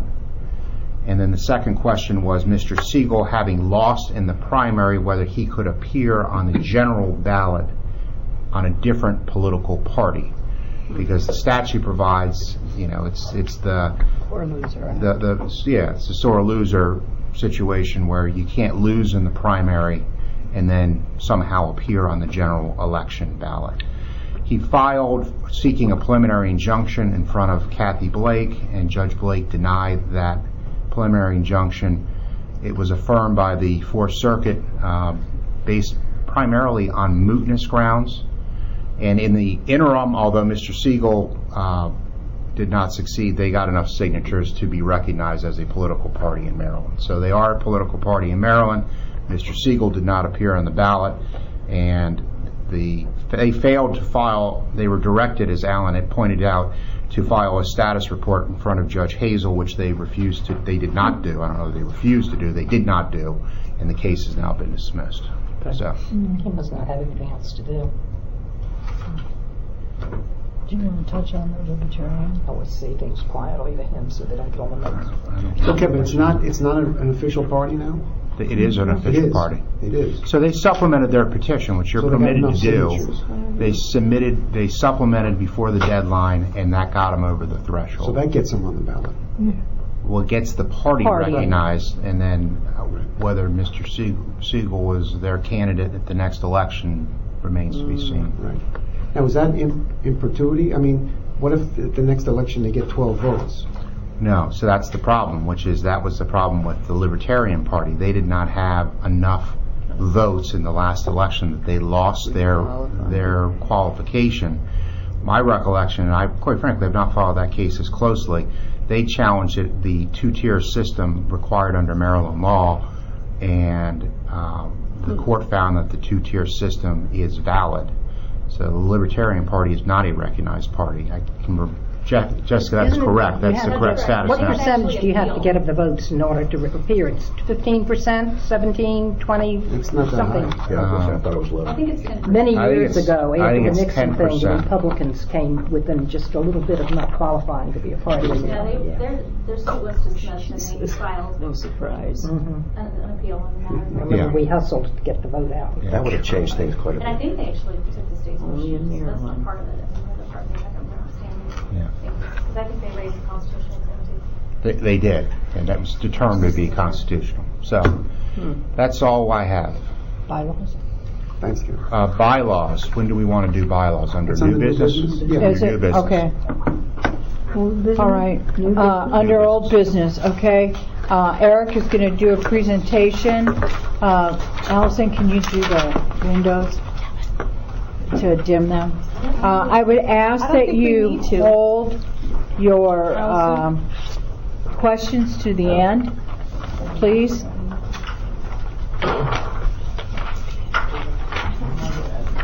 Turn it off, just a minute. They will. Yeah. Turn it off before you wait till September. So Eric, does our office have as nice a TV as we do? Oh, they do. I don't think so. Their offices are too small. I don't think they can put a TV this big. There we go. All right. So I know in the coming months you guys have important decisions to make about the early voting sites and where they're going to be located for the 2020 election cycle. So I'm going to walk through with you guys some information that'll help you with that decision-making process. Give you some information on the centers that we've used, and also some statistics on where voters voted, and some maps that you can peruse as well. We do have, you'll see it when we go to the presentation, but we do have this up on the wall, which has all the centers that we're going to talk about here as potential centers that you can use. And on the tables as well, as we go through in one particular section, we have the You can share. sets that if you can share, you'll be able to see it up David, here. This? Yeah, some sets of where individuals voted at each of the locations. There's little dots on there for, at Bower Park, where did the voters come from that voted at Bower Park? Plus you have the statistics, real simple statistics about each of the sites and the basic information. Yeah, that's kind of, it gives you guys your one-sheeter with all your information in one place there. So to start off, we just got the dates for the 2020 early voting here, April 16th through the 23rd from 10 a.m. to 8 p.m. And then the general election is from October 22nd to the 29th. Those are all Thursday to Thursday. Note in the general election that the hours do change to earlier at 8 a.m. to 8 p.m. I'm going to go through to start off with here with the criteria that the state has for selecting early voting sites. Montgomery County had 11 sites in 2018. There is authorization from the state to have a 12th location in 2020, but funding for that is not yet determined. And all sites do require the approval of the state board. Related to that, in terms of the timelines here, board discussion is today, and as you guys continue with that, the LBEs have to submit, local board of elections have to submit to the state by September 30th their recommendations for the early voting locations, and then the state goes through, reviews those, and they designate the sites by October 28th. In terms of your selection criteria, kind of broken this down into 4 basic areas that there are requirements for that are related to access, transportation, infrastructure, and accommodation at each of the sites. It drives me crazy. In terms of access, we need the facility to be open to the general public, obviously, so they can vote there.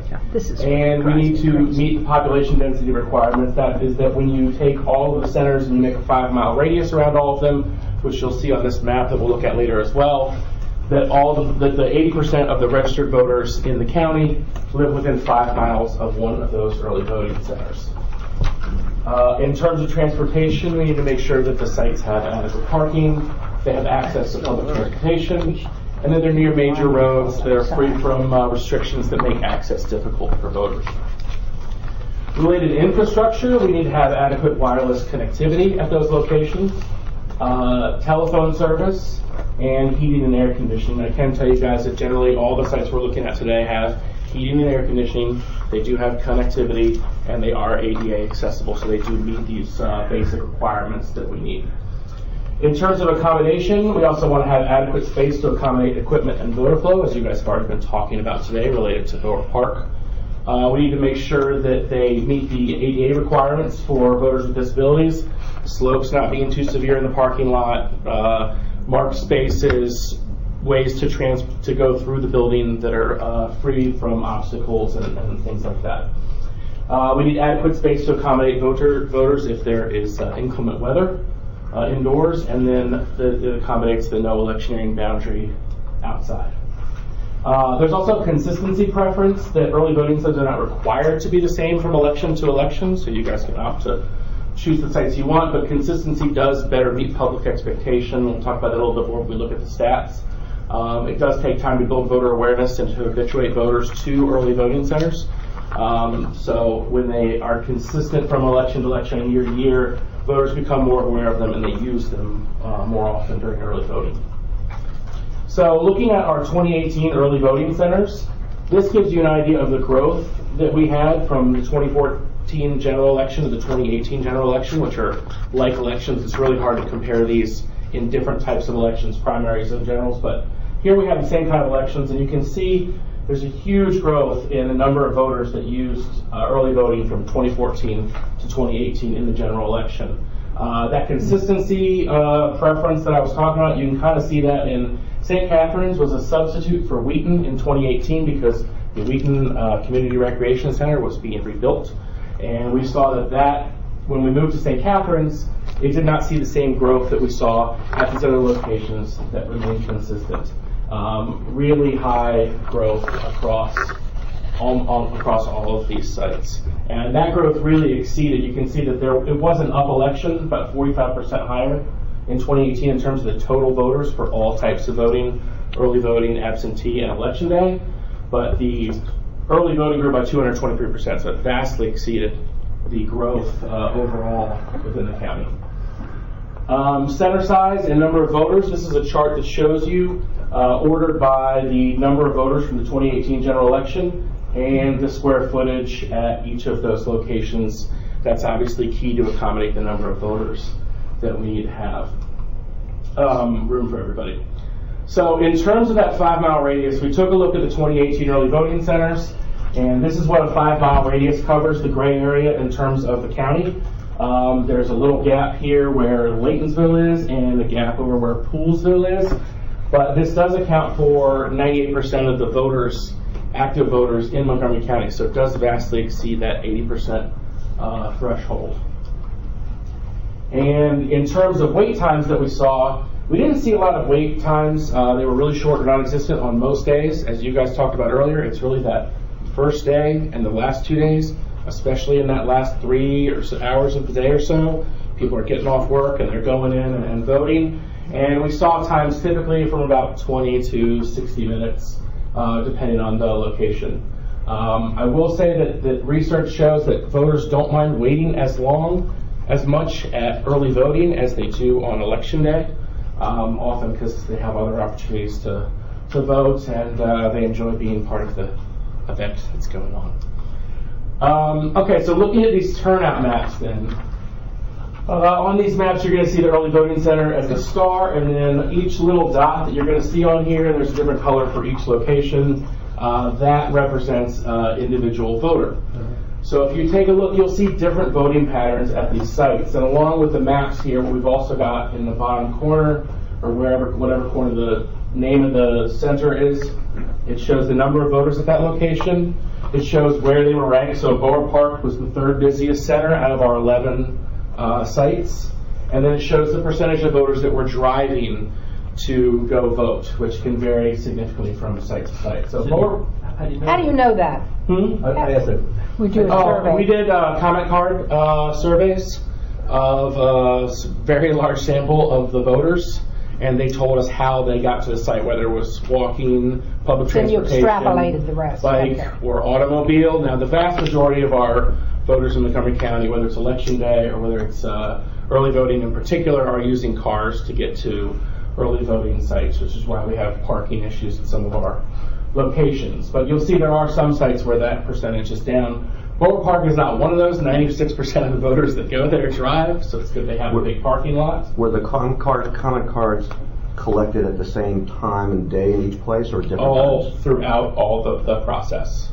It was All they day collected different cards at different times throughout each day, every day of early voting, and I believe we had something like 30,000, which for a count that would be a representative sample in a national poll. So it certainly represents pretty well for just Montgomery Not County. necessarily representative, but it is a large number. Yeah, it's a good sample. Okay, so Borough Park, you can see Borough Park has a really large spread. You can see that there are, all over the county, there are voters that come into Borough Park. Obviously, it's concentrated in Gaithersburg, North Potomac, Rockville areas. But it is one of the sites where it reaches a large number of voters in a lot of areas. Damascus, by contrast, and I've got these zoomed in so you can see a little bit more detail on the areas. If it's not an area that's shown on here, that's because there's only a dot or two outside of that frame. Damascus is really concentrated in the Damascus, Laytonsville, Clarksville area, and 98% of their voters are driving to that location. EOB is kind of similar to Borough Park, and it's also in the center of the county, so there is a wide spread of voters from all over different parts of the county, concentrated in Rockville, but a very good spread of voters. It is a site that has fewer voters driving, at only 73% at that location.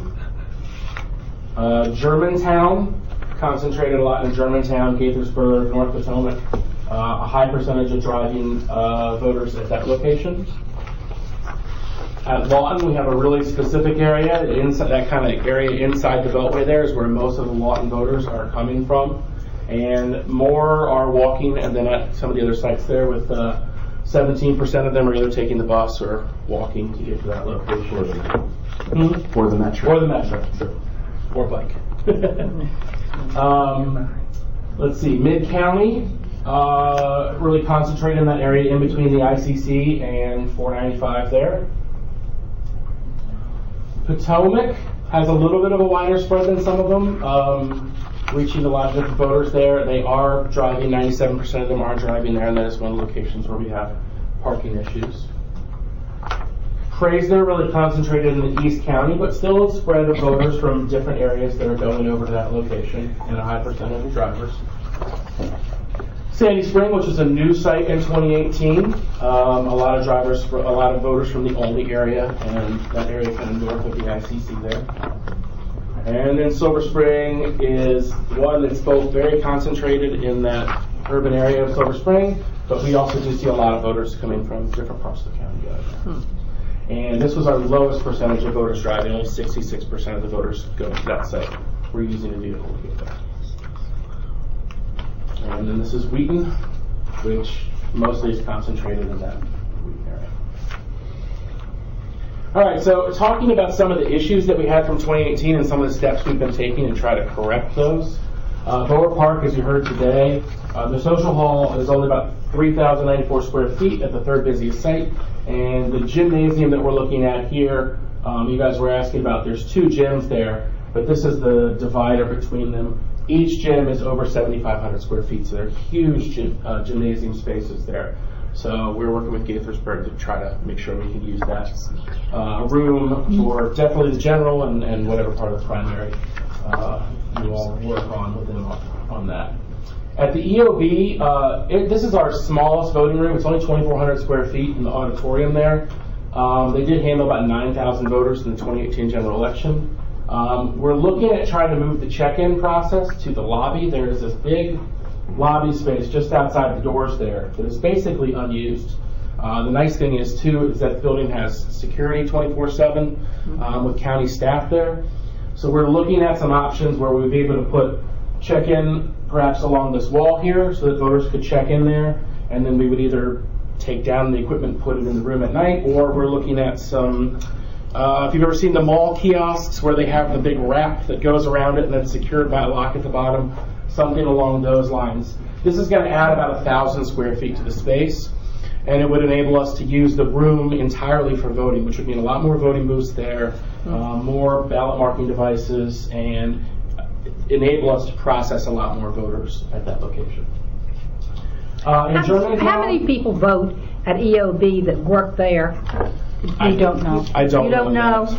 Because No. that could spread them out too if we ask them. I'm not sure. I mean, if you look at the distribution of voters at EOB, you can tell they do come from a wide part of the county, and I think with that both being a very centralized, if Montgomery County has their Times Square, it's that Rockville Plaza area there, and people also come to that county building for a lot of different business. So I think that they come in, they early vote while they're visiting child services, the housing authority, other government offices, the courts, and things like that. In Germantown, we have a social hall there. It's just under 4,000 square feet, and Germantown's a fairly busy location. Unfortunately, here we don't have a ton of options. We're working to use the gym on certain days for overflow, but this is kind of unique in Germantown that their gym is not just used by the recreational facility there, but it is also the gym for the school that is next door. It's a shared space. So it really limits our options in terms of being able to use that gymnasium for an entire 8 days straight. So we're looking at that as an overflow option, but we don't really have a lot of options in terms of using that space every day. At Lawton, we only have about 84 parking spaces there. It's a tight space. The plus side is that there is a lot of street parking in the area, and a lot of the voters that vote there do walk or bike or use mass transit to get there. We have checked in with there's a 4-H headquarters, which is a large building nearby that we've inquired about them hosting the early voting. That was a definitive no from them. What did they tell you why? I've worked with the 4-H a good deal because of the church across the street. What did they tell you why they wouldn't do this? They have too many events that are going on, and I think it was partly they didn't want to have the facility committed to that long with a lot of other events that they have going on, and then it was also that if we had the early voting there, even if they had other events going on, because they have multiple meeting rooms there of different sizes, that we would basically consume their parking lot for the entire time, meaning it would make it difficult for them to use the other rooms while we were there. We do check in with Chevy Chase to get parking from the city there to make sure that voters can use the blocks surrounding that area without any parking infractions. In Potomac, this is a very popular site and the parking is limited and crowded. What we are looking at is trying to recommend that the electioneers be prohibited from using the actual parking lot and parking maybe in the neighborhood across the street or somewhere nearby. And then also trying to set up a shuttle for workers. If we can do those two things, that takes dozens of cars that are there for the entire day out of that lot and opens up some more space for voters that are rotating in and out throughout the day. And then Chrysler, much like Borough Park, we have the social hall there. It's only about 3,200 square feet. We had over 10,000 voters at that location in the last election and the general election. So we're working with them. The gymnasium is more than 6,000 square feet. It's a really nice space. So we're working to see if we can use that space for the 2020 elections. Kind of a continued movement with a lot of our sites where we used to be in the social halls and we're slowly moving into the gymnasiums in a lot of these facilities. And Wheaton is our new facility that's going to be opening up in this fall. We had used it previously, and St. Catharines was a substitute for it in 2018, which is a few blocks away. But that's going to be opening up as a really big, really nice facility with a lot of parking and a lot of space for voting activities. All right, so our early voting center options, you guys have the sheet there. This is our list of all the sites that we've identified as potential good sites that meet all the state requirements. If you look at this on the map, this is Montgomery County residents are the dots on this map. The stars represent the sites that we used in 2018, with Wheaton just moving over a little bit from St. Catharines there. And then the yellow dots are potential new early voting centers that we've identified as meeting the state requirements. So if you guys want to get a more detailed look at this, the map is up here and available, because I know it can be hard to see on just those letter-sized pages that you've got. And you guys all have this sheet to have as your cheat sheet as you go through this process, which has almost all these sites are ADA compliant, have security, are a shelter in an emergency, so they do meet all those state standards. But this really gives you the square footage, the room we're using, what the bus routes are, things like that as we're going through this process. So I'm going to go through each of these early voting sites. We're going to talk about essential statistics. We're going to have a photo of the voting room on each of these slides. There's a photo of the official voter entrance and an overhead shot. We tried to pull these out a little bit more than the last election cycle to give you guys a view of the parking lots, because we know that's a pretty important part of it. And there's also a no electioneering zone that you can see designated on there in this red with the yellow around it, so you can see where that would be. That also gives you an idea of exactly where the entrance is that voters would go into the facility from. So these are the sites that we used in 2018. We have Bower Park. It's a recreation center. As we mentioned, these are the differences in the room. This is our 3,000 square foot social hall, and the gymnasium, which is more than twice the size of that and would give us a lot more room. One of the great things about Bower Park is it has 147 plus parking spaces, huge parking lot there available for voters. Damascus is at the recreation center. It's in the gymnasium there, and it's about 3,400 square feet. They do have one of those gymnasiums where they can configure it different ways by moving the temporary walls. Also have a lot of parking spaces there at 157. This is the EOB, so this is our voting room. And when I was talking about the lobby, this was our about 2,400 plus square feet, so the lobby would add another 1,000 square feet and get us to 3,400. They do have a lot of parking spaces there, both on the street and the garage. Unfortunately, the issue there is just how people access it, because it's not a free open parking lot like you see at a lot of the other sites. Germantown, shot of the voting room here. They have a huge number of parking spaces there, almost 200 in their lot available. Lawton, we moved into the gymnasium during the last election cycle. That was a much bigger space for us. They, as I mentioned before, only have about 80 parking spaces plus the street parking that's available there. But they do have a lot of bus routes and a lot of people that travel locally, walking and mass transit to get there. Mid-County is a recreation center. We use the social hall there, which is a little bigger than your typical social hall. It has a gymnasium floor, so they do use it for some of those activities. They have 118 parking spaces there. They have this basketball courts in the back that when they have heavy traffic, they open up the gates for that, and that allows for more parking than they typically have. There's also street parking just around the corner from it as well. At Potomac, we're in the gymnasium there. It's almost 7,000 square feet. We mentioned the parking issue because it's so popular. They do have 124 spaces, all these spots behind the building and these ones over here, but it does get a little crowded off the road there and the parking spaces. Praisner, these are the two voting rooms that we've got, one at 3,200, one at 6,200 square feet, and they have 151 parking spaces there. The library is located right next door, so they have lots of parking available with both buildings being right there. And then Sandy Spring was a new location the last election.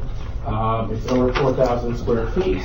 It is one of our only, I think our only early voting site that has the voting on the second floor, but they do have an elevator there for accessibility for voters that need that. They do have a lot of parking spaces available. The one challenge that we've had here is that there's a little intersection in Sandy Spring if you've been through there, and it's kind of tucked behind a little bit But it had a really good turnout for the first election that it was. Did you solve the that it was signage used. problem over there? We had a signage, we were talking about signage. Last two elections we've had that problem. I think it runs into the issues with the what's that kind of the flag? Passed it 3 times. The signs where they don't allow us to do certain signs that we could put in over there. So it becomes an issue. Is that the state, the county? I think the county regulations. The sale signs. I have notified the Department of County Transportation to discuss the possibility of putting a banner across the road. Across 108, you're saying? That'd be good. That'd be awesome. Oh, wow. That'd be great. Eric? Yeah. What can we do to help? the problem for moving equipment up to the Right second floor? now, just Initially, Give yes. us some We went to set up. We went to take the ballot carts over there, and we realized just before the election that it was going to be the carts that store all the ballots are just a couple inches too wide to fit into that elevator. But we quickly retooled and we put the ballots in bins, put them up there, and I think it was fine in terms of distribution. They didn't seem to have any problems with not having the carts themselves in the room, and we were able to get all the ballots up to the room as needed. So it did work out. And then Silver Spring, which is a county building. They have a really large hall at over 5,000 square feet. It's very centralized. It's one of the most popular early voting sites in the state consistently. And then this is Wheaton, our new recreation center. It is everyone at Wheaton can dunk. And it's over 11,000 square feet. No basket. No basket. It's over 11,000 square feet in a gymnasium. It's basically 2 gymnasiums next to each other. They do have 248 parking spaces. I think they have more than 70 on the surface lot. And you can see in the picture here there's a garage underneath the building that holds more than 170 additional spaces, I believe. So that should be a really nice facility when it's finished. Sometime this fall they're going to be finished with that, and it'll be available for us for the 2020 election cycle for our locations. Should be exciting. Okay, so here are some locations that we did not use in 2018, but do meet the state requirements. Bauer Drive Recreation Center. There's a gymnasium there. It's a little smaller. It's 3,200 square feet. They do have 92 parking spaces. The room you're showing there is not the gymnasium. That is the room where we had voting, but there's a gymnasium across the hall. Okay. So it's larger than that. Okay. The parking spaces there are 92 parking spaces in the lot itself. There is a middle school right next door to it as well, so there's additional spaces there in the evening hours when the school's not in session. They're easily walkable over to the recreation center. Dasic Community Center is a relatively new recreation center. I think it was just finished 2 years ago, maybe. And it has over 4,157 square feet in the social halls. They have these social halls where they have these dividers. They kind of go all the way down. They make a really large room. And they really have a ton of parking there with 186 spaces. So a very nice new facility at Dasic. Long Branch is a recreation center. We'd be in the gymnasium there. It's a 7,200 square foot gymnasium, so a very large voting space. The one issue with Long Branch is that the parking is very limited. There's only 75 parking spaces at this facility. Longwood, also another gymnasium, over 6,000 square feet, and they have 108 plus parking spaces at that place. And in Upper County, which is unfortunately a pretty small room, it's a social hall and recreation center, just under 2,500 square feet, and they also have 55 parking spaces. So smaller rooms, smaller parking spaces. So that still meets the requirements with that few parking spaces and that smaller room? Well, it meets the requirements with the in terms of accessibility, the infrastructure, things like that. The interpretation as to whether it accommodates enough voters is more in your all's hands as to what you see as doing that. I don't think we've used Upper County in the past. You can correct me if I'm wrong, because Bower Park is a location in Gaithersburg, and Upper County just doesn't have the room size or the parking that Bower Park has. So I believe that's why that Bower Park's been favored in the past. And I I think the last one on our list here is White Oak, which has a very large social hall at 4,800 plus square feet, and they have 131 parking spaces. Beautiful. All right. Thank you. So that is all the information, and you guys can Very good discuss. And Yes, thank you. Thank you. Eric, first let me say, Eric, we're going to miss you. Oh, thanks. We're going to miss you. Yes, Thank you. yes, That we was a are. great presentation. You said something earlier, which I think is important as a starting point. Of the 11, not talking about a 12 site, but the existing sites, because we have to switch. You said that they have grown, the existing sites, from a minimum of 95% to over 220%. Yeah. And that, is there a you said there's an inference or a preference that we keep sites if we can? I think when you have different sites, it takes voters time to get used to both the practice of early voting itself and also going to certain facilities and knowing they're there, which might be why Wheaton didn't grow as much. If Wheaton didn't close and they were still open, we probably would have seen a higher growth than we did switching over to St. Catharines, which we had to because Wheaton wasn't available to us. But I think you see across the country with early voting, there is a tipping point about 4 to 6 years in typically where early voting kind of swells. And I think that's because you give people enough time for their behavioral patterns to change and their participation and their knowledge of and their interest in using early voting just increases. And I think we've seen that in 2018 where we've gone up to this other plateau. And I would expect we'll still see some growth in terms of the percentage of voters that use early voting. But I think that it's going to, we've kind of gone up quickly, and now I think we'll probably taper off a little bit, and it'll continue to grow at a smaller rate than what we've seen. But that can vary from election to election because it really depends a lot on voter interest in the election as well. Well, to put Eric and Margaret on the spot, does staff have a recommendation or feel that our board should give a preference for keeping the existing sites we used? Is that something that the staff thinks we should give as a preference? The board? Well, it does. Okay. Honestly, when we've been developing this presentation to try to make sure it isn't quite as massive as the one that was in 20 before.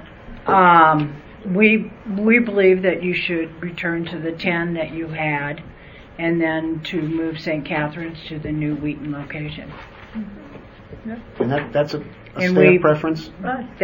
Yeah, and the only difference is that the operations manager has been trying to get the gym in several of these locations.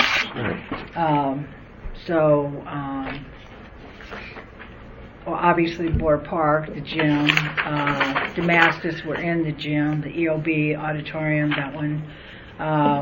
We're kind of scrambling on Germantown. Now, I will say at Germantown, in the past, the gym has been given to us on the last 2 nights, and we have people line up in the gym, and then they go into the activity room. That's just in the nighttime?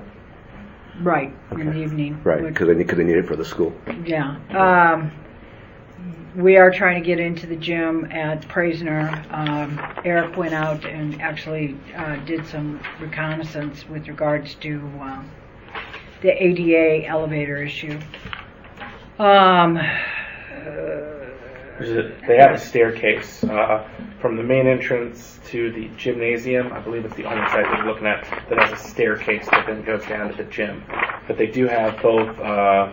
They have a side entrance, which is on the same level as the gym that we could pop open and use. And then they also have in the lobby, there is an elevator that bypasses the stairs, takes you down that flight so that a voter can go in. And they said they do have people that use the center at Praisner that are in wheelchairs and come in and use that elevator adequately to get around the center. So Mark, based upon the fact that we've had tremendous growth in the existing sites, the lowest one, 95%, the highest over 200.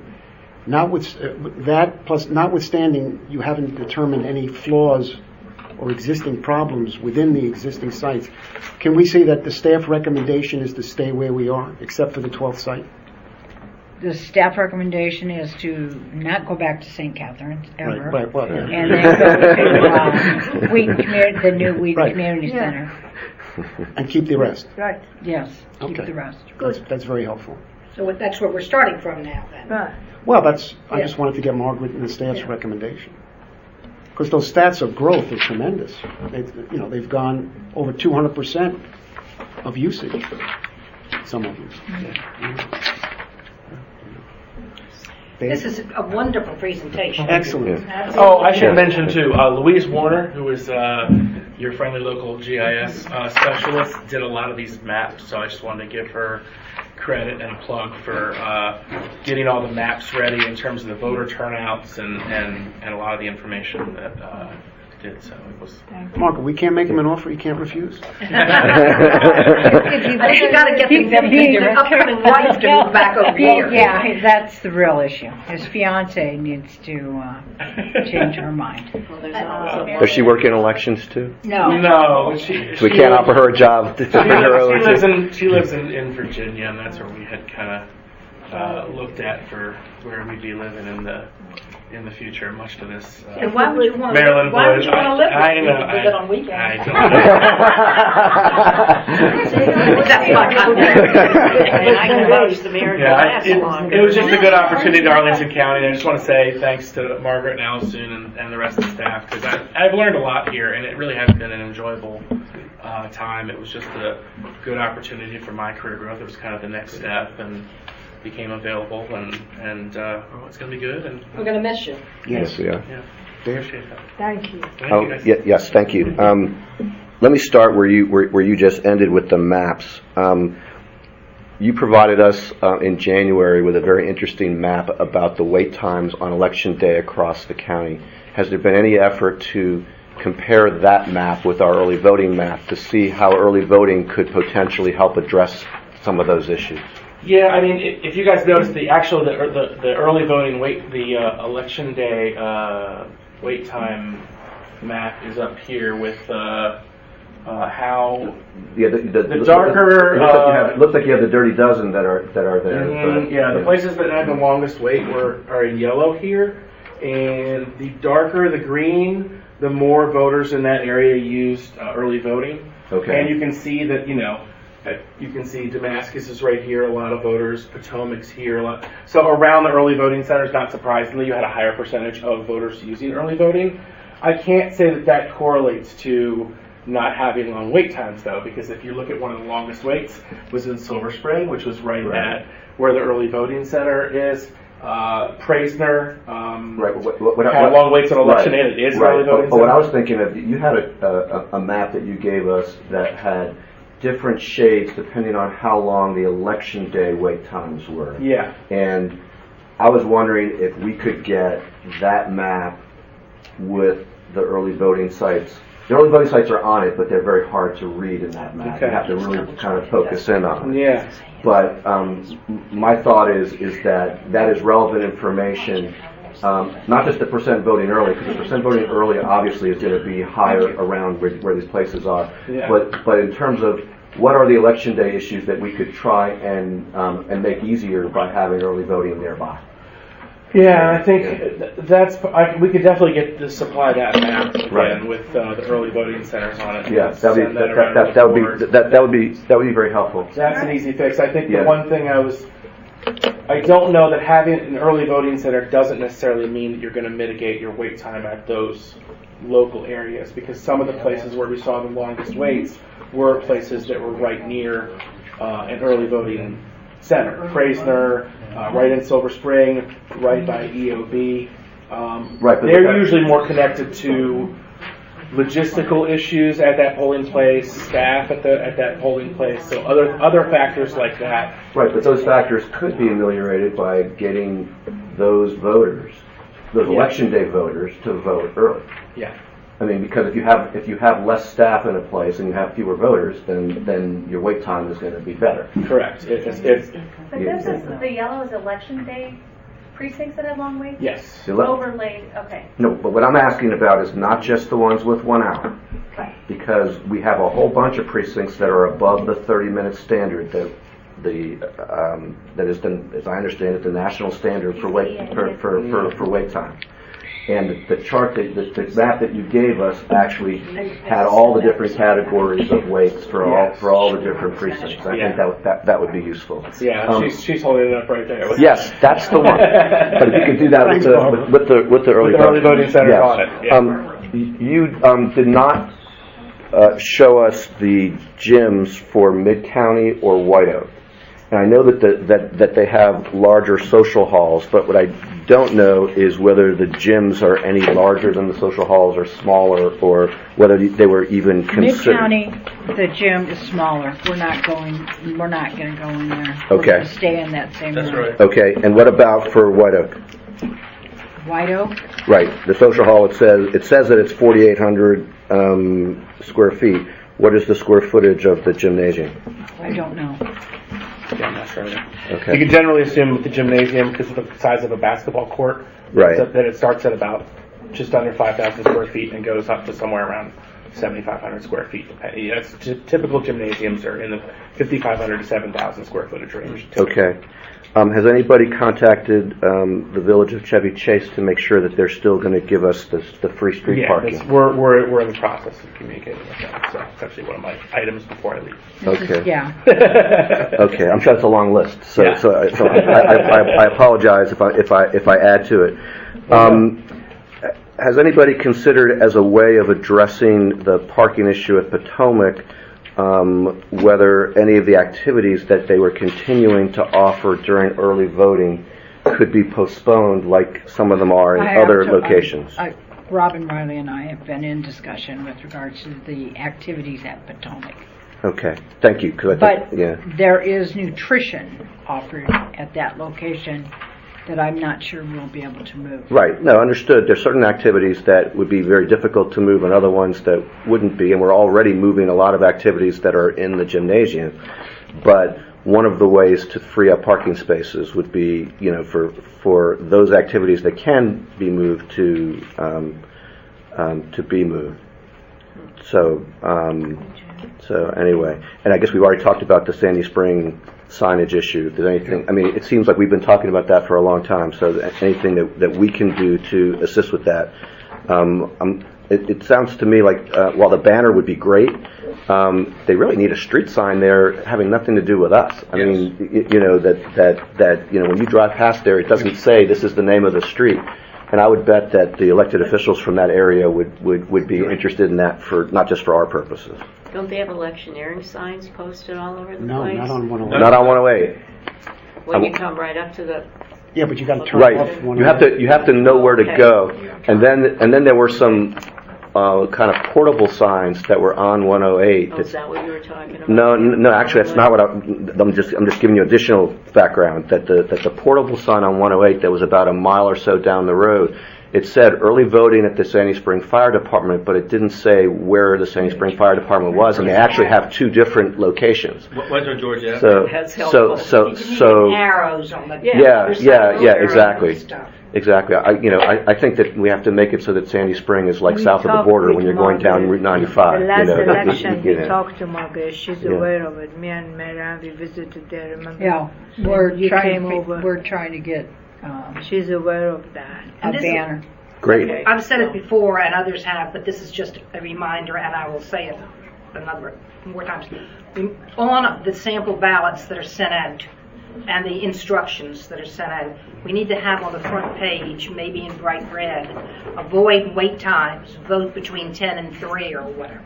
Or don't vote on the last 2 days. Vote Well, vote on days 2 through 6. As easy as possible. I would like to remind, and I wish Margie Rohr was here, during early voting, the days before early voting, the State Board of Elections, it's almost an incantation. They are constantly telling people, don't go the first couple of hours on election day because you're going to wait. There's going to be waiting times, and they also say don't go the first couple of hours of early voting and don't go the last day of early voting, because across the state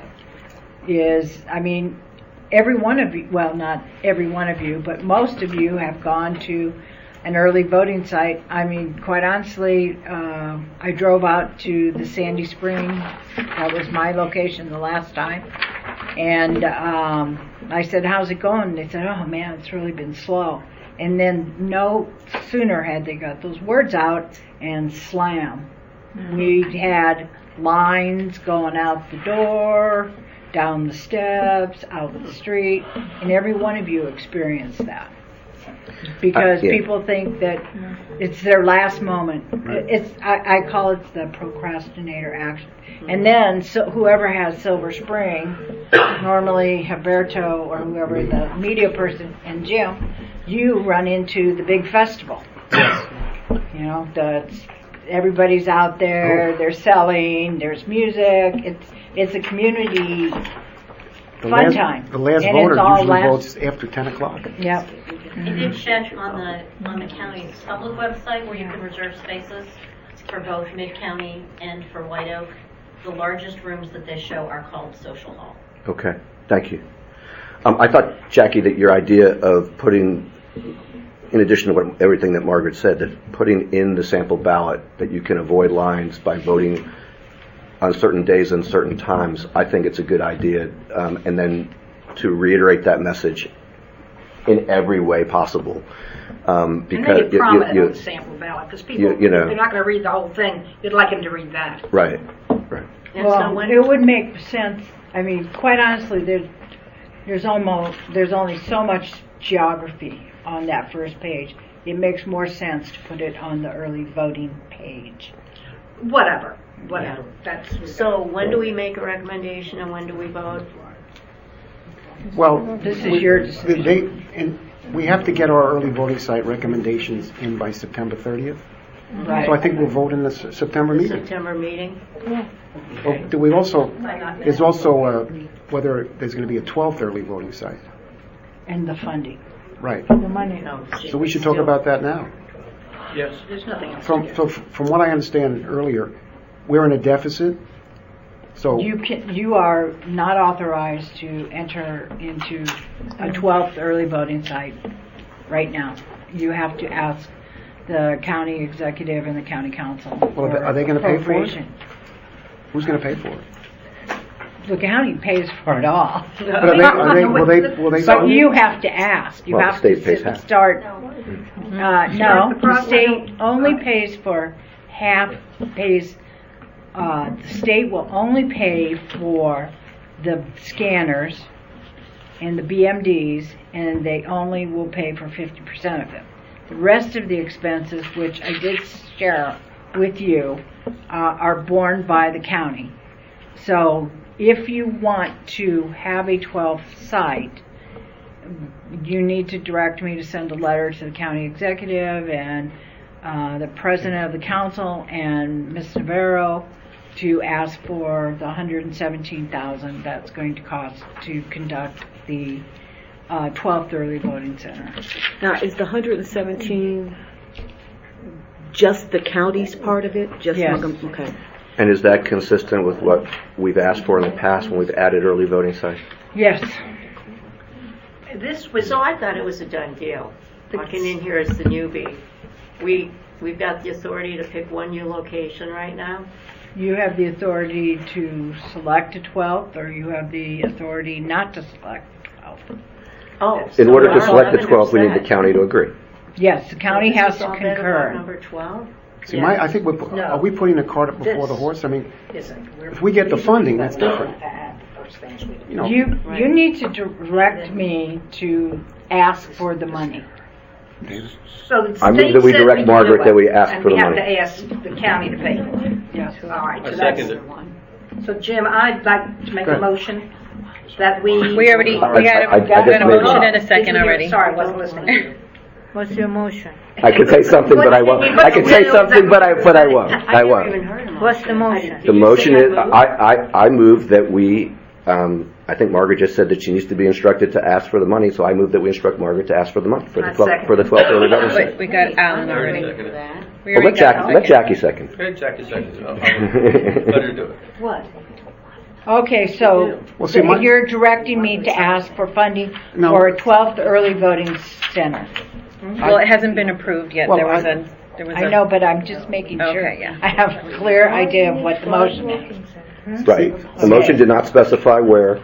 The motion just Right. said to The ask. 12th. Right, to ask for the 12th, and that's a request of both the executive and the council. Yes. The thing is, I want to know if they're going to pay for it. Well, obviously. That's what I'm asking for. But yeah, that's what we're asking.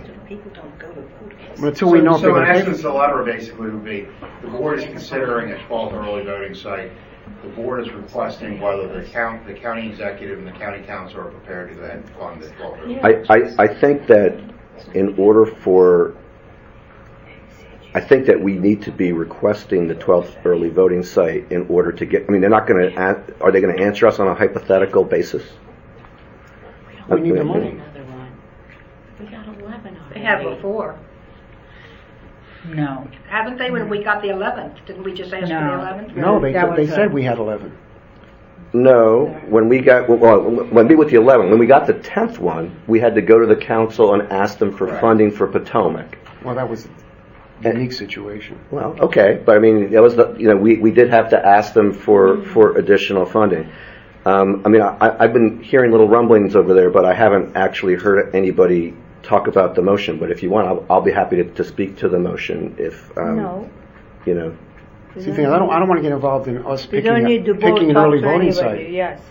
I don't want us to get involved in picking an early Yes. voting site if we're not going to get, it's not going to be paid for. Margaret, how long does it take to find out what the reaction is from the executive Well, and the council? that's an excellent question. I did notify Crystal that there was going to be, that the board in all likelihood was going to discuss having a 12th early voting center, and that I expected the cost to run approximately $117,000, and that she should be prepared for me to come forward and ask that question. I've been trying to reach Amanda Myhill, our liaison with the county council, the GO committee. I will definitely get a hold of them. I've made it fairly clear to Crystal and anyone else who wants to talk to me that it is the board's prerogative to select the early voting center, that there's no one else that's going to be making that decision. So, just because that was one of the questions.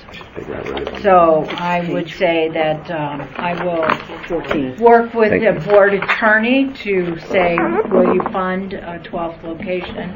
And I can show them exactly what you're looking at. I can say that the board is considering going back to the same 10 locations plus the new Wheaton. They know I've been lusting after that Wheaton location. The thing is, Mark, you said earlier, we're in the hole $400,000. Yeah. No, you're not. That was last fiscal year. You haven't But I'm just saying. We are not currently in the hole. No, but we we're need to know they're gonna pay for we're like 2 weeks into the 3 weeks into the There is fiscal going year. to be, yes, there's going to be a cost to having a 12th early voting center. And not only that, you told, when you appeared before the county council, you told, and We told them it was a you told possibility. them there would be an additional cost if they went with the 12th early voting center, Right. if the law passed. And we also talked about that it was going to cost $1,000 per location if we moved forward with the 255 precincts that needed to be networked for same-day voter registration. And that we would have to come back for supplemental for both of those expenses. And the answer is? The answer, well, they didn't give us the money in the regular budget, but that's because you haven't asked. So the question I have is, the motion is on the floor right now for me to draft a letter, have your board attorney look at it to request additional funds. I have a point of order. Go around. A question of history. Did we support the legislature when they said they were going to give people an extra early voting place? Did we send a letter of support for that or anything? No, we didn't get that. No. We didn't say anything about it at all. They just did it of their own volition. We moved to do so, but the board decided not to. What? I believe that we moved to do so and the board decided not to. At that time, the legislation was for 2 additional early voting sites. and then they ended up adopting legislation that was I one. remember them, we talked about it, but I don't know what it was. Right. We didn't write a So letter we about it. started this meeting talking about where are we going to get the money to cover our current budget deficit, and now we're talking about adding another site. That's going to probably be 200,000. I mean, we know. It's 117. I'm not criticizing your figures. I'm just saying we know how these things work. Things happen. I just think it's crazy. Well, your letter, I don't know if it's what David said, but your letter would be to see if they will provide extra funding. Yes. Dave? Every time we've had early voting sites, every time we've increased the number of early voting sites, whether it was because the state increased them or whether it was because of the debate we had at the board table in 2015, or whether it was because of the legislation that happened before the last election, the county has provided the funding. There has never been an occasion where the county has not provided the funding. Secondly, we are not in a deficit for the current fiscal year. We were in a small deficit caused by the reasons that Allison gave us earlier, none of which were within our control. And we've been in a surplus almost every year other than this one. So the idea that we cannot afford to do this, I think, is a red herring. In reality, Jim cited the statistics. They are on page 14 of this document that we were given here. From 2014 to 2018, we had an increase in early voters of 223%. That suggests that Montgomery County voters like early voting. And that's across the county. There is nowhere that it didn't increase other than Potomac that didn't exist for the 2014 election. So obviously, and obviously Potomac was famously very popular. So there's no question that Montgomery County voters like early voting. It is convenient for them. And the only reason that Wheaton is not in the more than 100% category of increase is because we moved the location, again, through no fault of ours. So it's very clear that that Montgomery County voters not only like early voting, they like it a lot. We went from 2014, where it appears that the total number of early voters was a little more than 10% of Montgomery County voters, to 2018, where the number is more than 25% of all Montgomery County voters. Somebody correct me if I'm wrong. If you increase the early voting, you reduce the pressure on election day, and the turnout on election day will subside. And we've had issues with wait times above the national standard for election day. So with all of those situations being what they are, I think we have an obligation to at least inquire as to the ability to add another early voting site. It is famously popular among our citizens across the county, and it will make election day go more smoothly for us.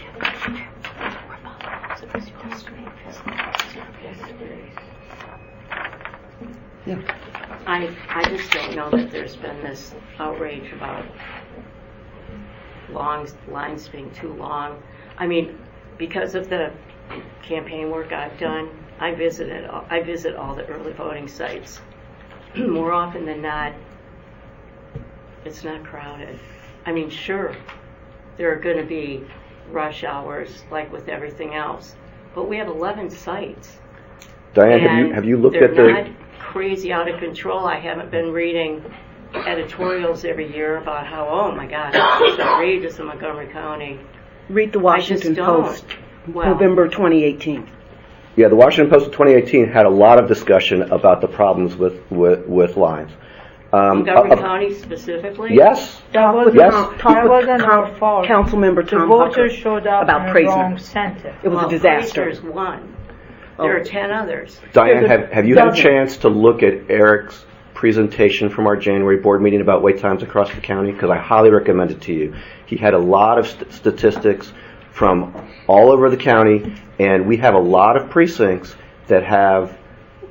We have 12 precincts where the wait time was greater than an hour, we have, I don't remember the exact number, but a large number of other precincts where the wait time is greater than half an hour, which is the national standard for wait times.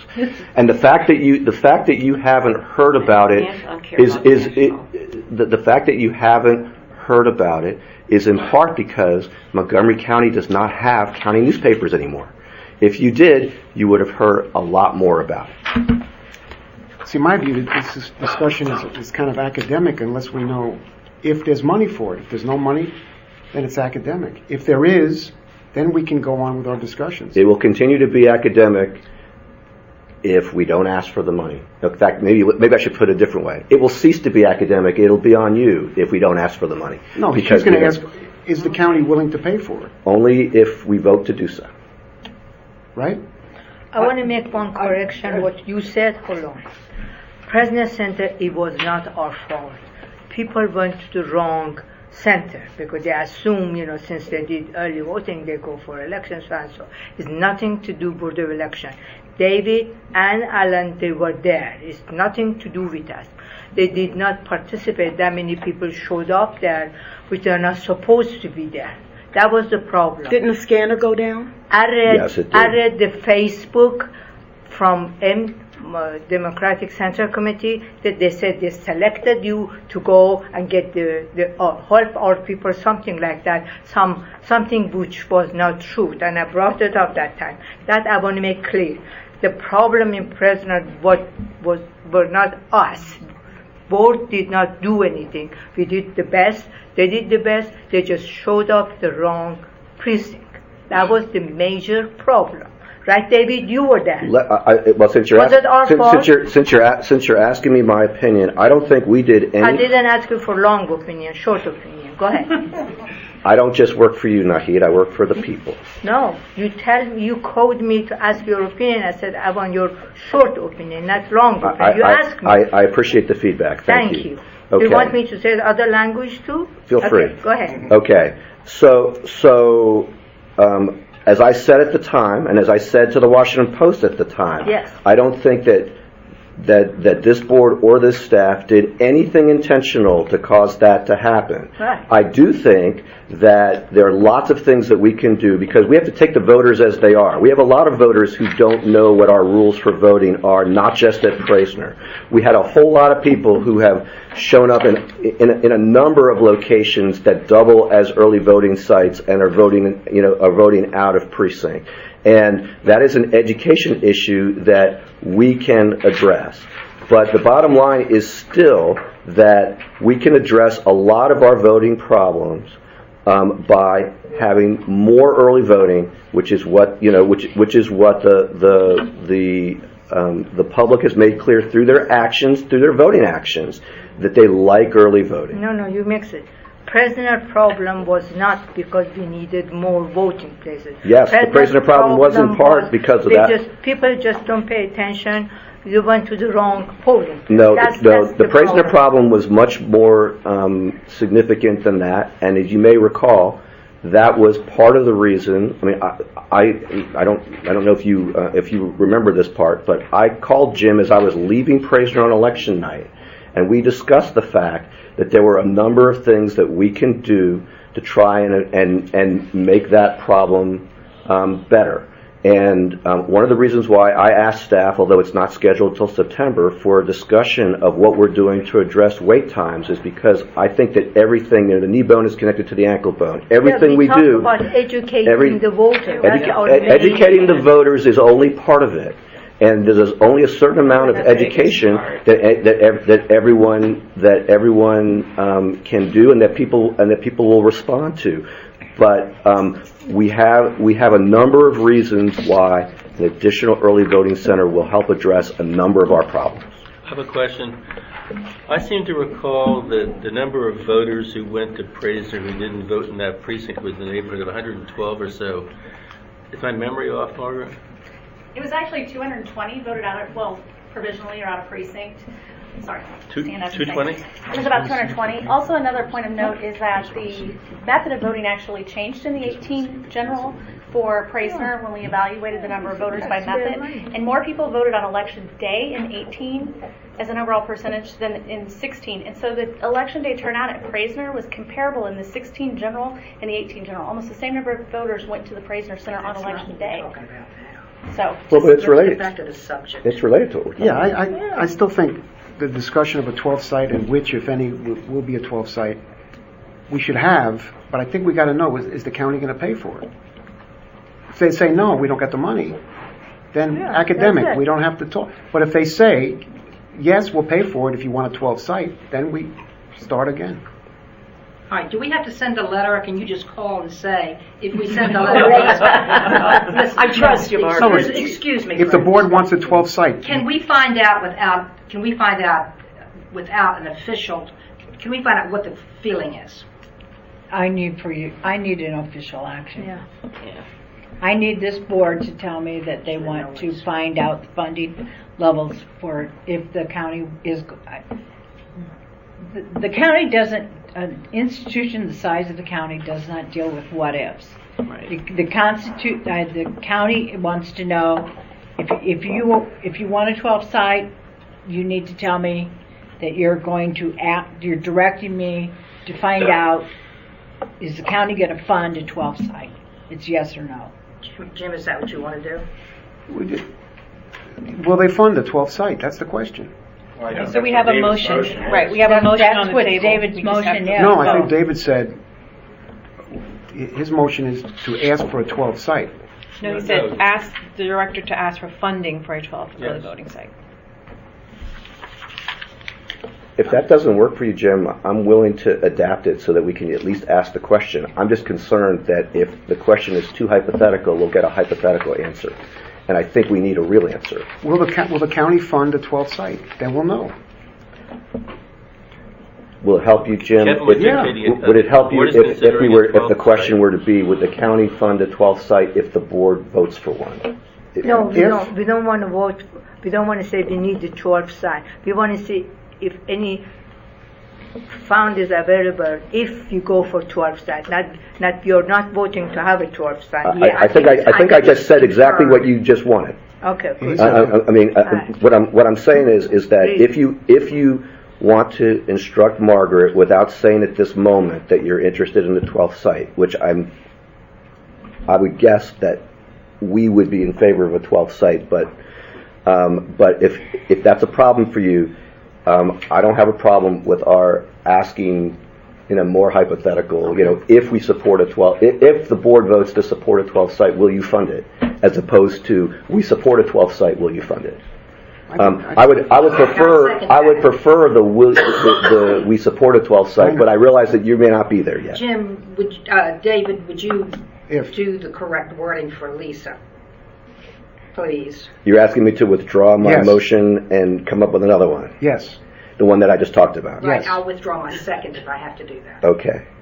So let's try it this way.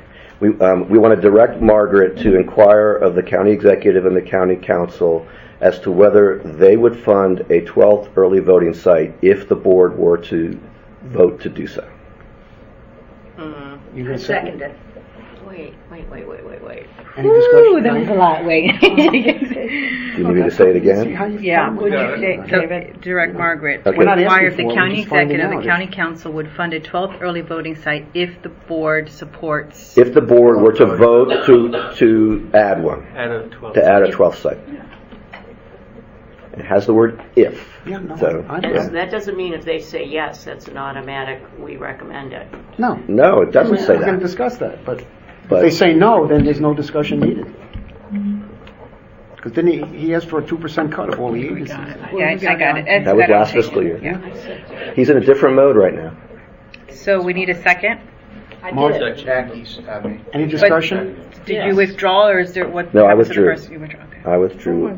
This was Do David's. you want to discuss Yeah. it? Do you want to say anything, Diana? That's enough. Yeah, No? Okay. So now we need a vote? Should be doing it. Oh, I didn't vote for it. Is there a- We haven't voted We yet at haven't- all. we haven't Okay. voted yet. Any other discussion? All those in favor of the motion say aye. Aye. All those opposed? Opposed. Okay. Okay, hold on. Was that an aye, Nahid? It was a Nahid opposed. quiet aye. No, she just said she No, opposed. she just Oh, you said- opposed? She just said she opposed. No, Clearly, you're not twisting her arm enough. Okay. Jackie, was that an aye? No. Jackie doesn't vote. Jackie and Alan don't get to vote. Yeah. Alan, I heard you loud and clear. Alan. So we have. I can Yeah. feel my property tax going up. Oh, come on, for $100,000? Yeah, you got it right. Yeah, right. Right. For Okay. $100,000. It counts. All right. Boar Park. Didn't we cover that? No, you had a presentation. We were done. I'm sorry, Mr. Tomasello came here.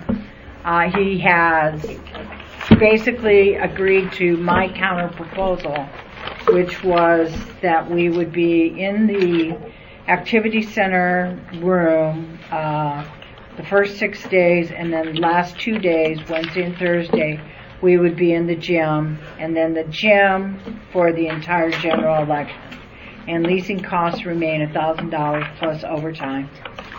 So he said that you could appear before the council on Monday.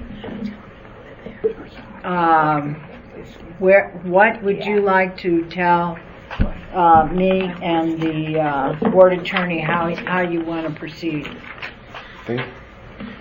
I think that this matter is actually related to the one we were just talking about, because if we are not going to have a 12th site, then I would feel even more strongly that we should be inquiring about the gymnasium for every day of early voting in Gaithersburg.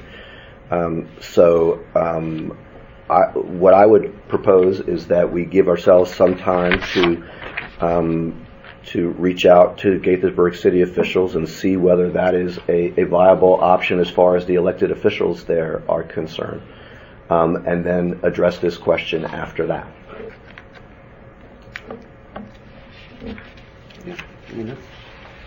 Margaret, I have a question. It's $1,000. How does it compare with what it was before for just the activities? Exact same. Great. Great. That was the part I was excited about. Yeah, it's very. It is very exciting.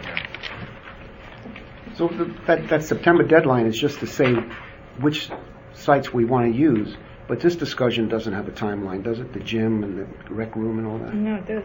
There's no timeline on that. Well, there is. I need a MOU. MOU. An MOU would have to go over. Right. So, I mean, we have to tell them if it's a gym or if it's the activity center room.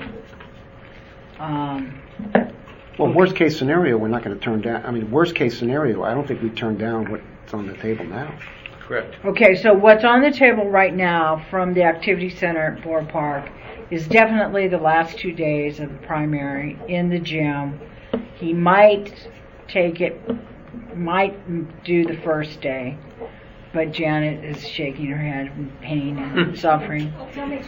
And I'm doing my best to get you in one room for the whole time. and then and for the general election, we're in there the entire time. So I will talk to Mr. Tomasello tomorrow. I'm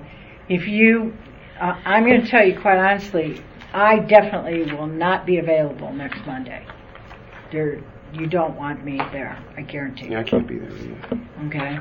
I'll go. So, and if you On the way. want Allison to go with you, that'll be fine. Great. Please do. But I won't be there. I guarantee you, you don't want me there. So can I just confirm for minute purposes, there will be some board members and potential staff who will be attending the August 5th meeting to address our requests? If that's okay with them. I mean, it's their meeting. I just wanted Yeah. to make sure that just for minute purposes, Didn't that's you say what, you'll get 3 minutes at the podium? 3 minutes of public comment. because he also suggested a letter going, but we didn't talk about the letter. Well, Do you want to, after David goes to the meeting next Monday, if there's a letter, Can you come? David, if there's a need for a letter, David, will you notify the board president? Happy to. And then we, maybe, Allison, since she's good, Allison, I signed you up, but. I can do it. We, can get a letter going if that's what's necessary. Okay. So then on the, so on September 16th, we'll have the board meeting. We will send out public notification for public comments. We'll have to do an official public notice about the discussion. Is that our meeting date? Yes. So you're suggesting that rather than having a separate public hearing like we have for the last several elections, that we would simply invite people to come to our regular meeting? Or we could extend the meeting so it goes till 8 o'clock to allow people to talk about whatever it is that they want to comment. You're going back to, potentially, you're going back to 11 same locations. Right, we're talking about the idea of a 12th site. And then the 12th site. Right. I don't know if one site is just, to me, What are you saying, 16th, just have the 16th, talk about whether or not, it's up to you what you want to do. What you're saying, have the meeting on the 16th, our regular meeting, and then just basically go, adjourn? You could come recess. back?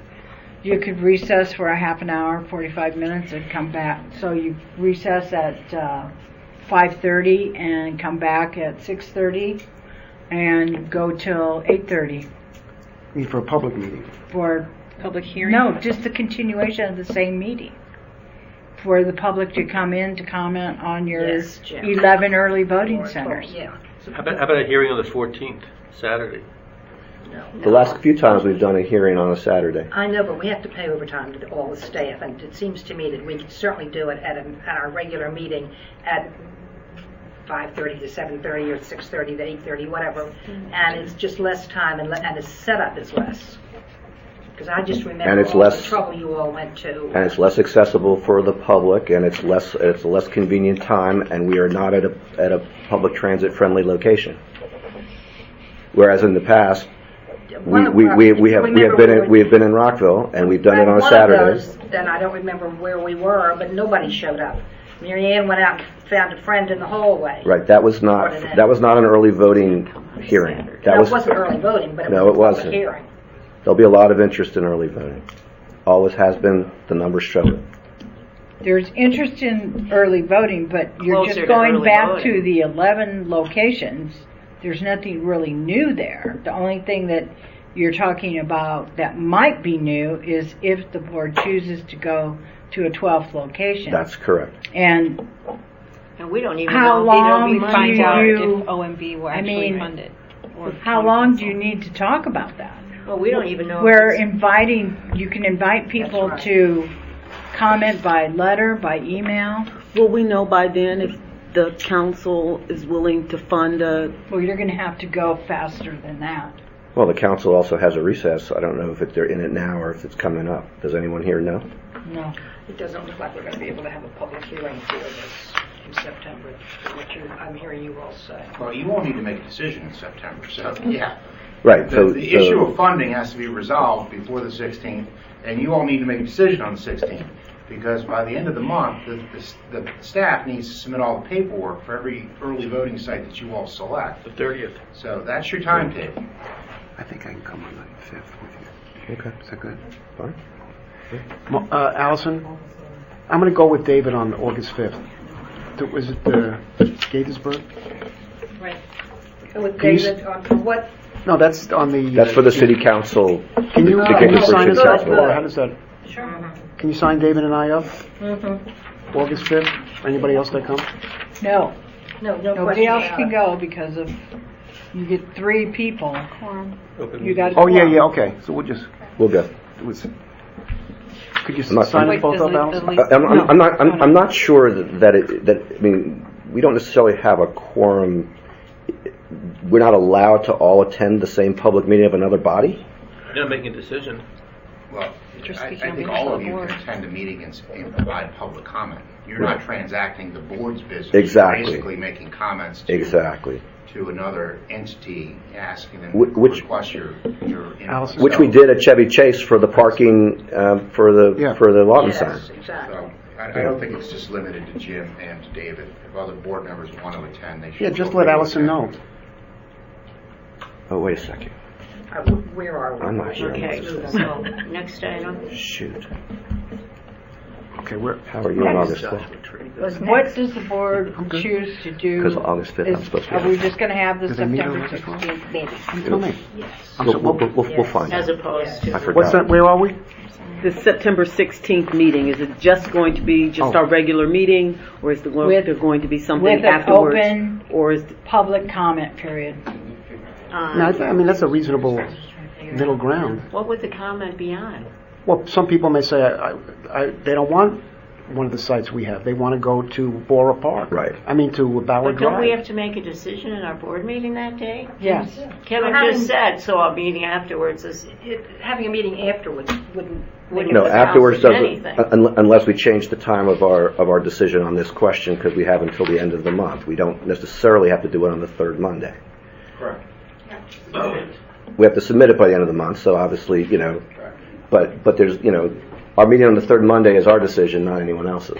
Council has a meeting on July 30th, and their next meeting is not until September 10th, County Council. the county council. what was it again?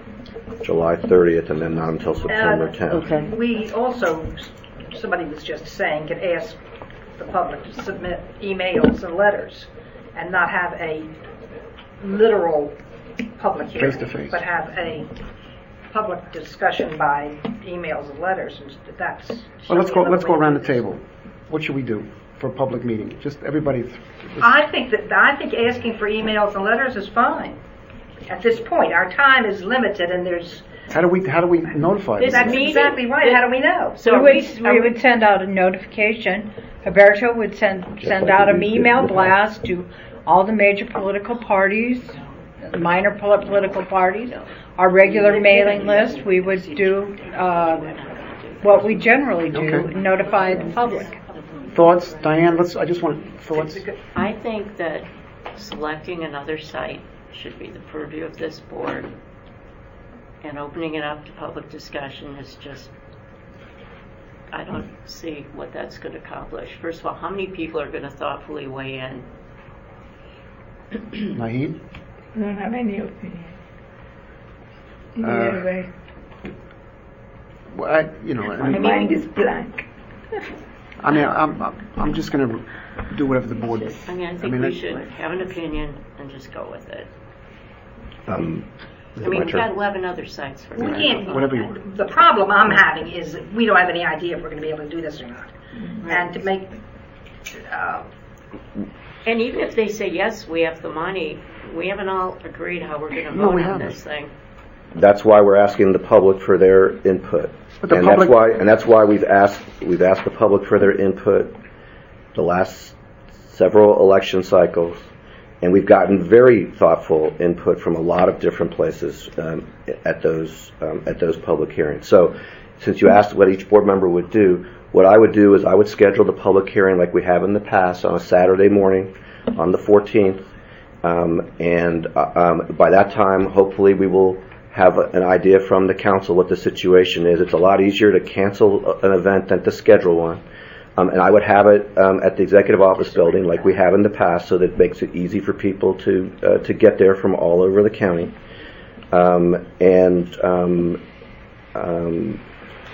I think that way we would get useful feedback. If somebody tells us reasons that any of our current sites have problems that need to be addressed, this is an opportunity for them to do that. If anyone has suggestions about where an additional site would be useful, this is an opportunity for them to do that. And that would be consistent with what this board has done in the past. Elise? I agree with David, and I also think that people should have an opportunity to weigh in, as Jackie said, by email, by letter, by other means. If they can't get to the meeting, then they should be able to express their views electronically or by paper. A number of years ago, I attended the hearing, Executive Office Building. I gave testimony there on early voting sites for Democratic Party. There were a bunch of people there at the time. I was the only one who spoke. I seem to recall that Nancy Navarro was one there. of the speakers. Yeah, she was. There were a lot of people were there. It was a crowded room, if I recall. So I'm in favor of a hearing in advance of our meeting, and we can see then after the input, we say, what do we do? Do we want to do a 12th site? Do we have money for it? Make the decision at the meeting on the 16th, whatever. What about Margaret's proposal? Because it opens up the public access from like 2:30 until early evening. Here, it is the Board of Elections.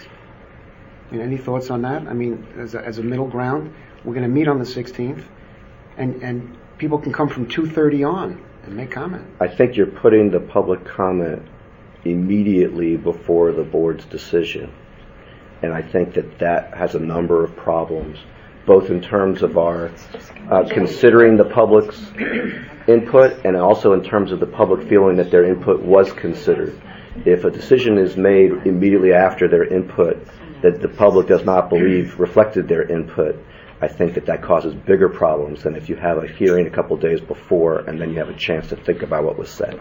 I think that until we get a decision on whether or not we can even do this, it's silly to plan anything, to plan a public hearing, right, make any pronouncement about a public hearing until we find out if the council's even going, if there's even something to talk about. Except that the council's away from July 30th to September 10th. So by the time you get an answer from the council, it'll be a few days in advance of our meeting. So it'll be, at that point, scheduling a public hearing will be virtually impossible. Well, then we can still send out notifications for comment. Oh, absolutely, for comment. Let's just do that. I mean, it's not like initially when you talk about instituting an early voting operation, which you've never had before. Of course, people are going to pay attention. This is one location in one area of the county. I think as stewards of the taxpayer dollars, planning a public hearing for something like this is really imprudent. Is the question going to be, should we have a 12th site? Period. End of question. So people would be suggesting yes or no?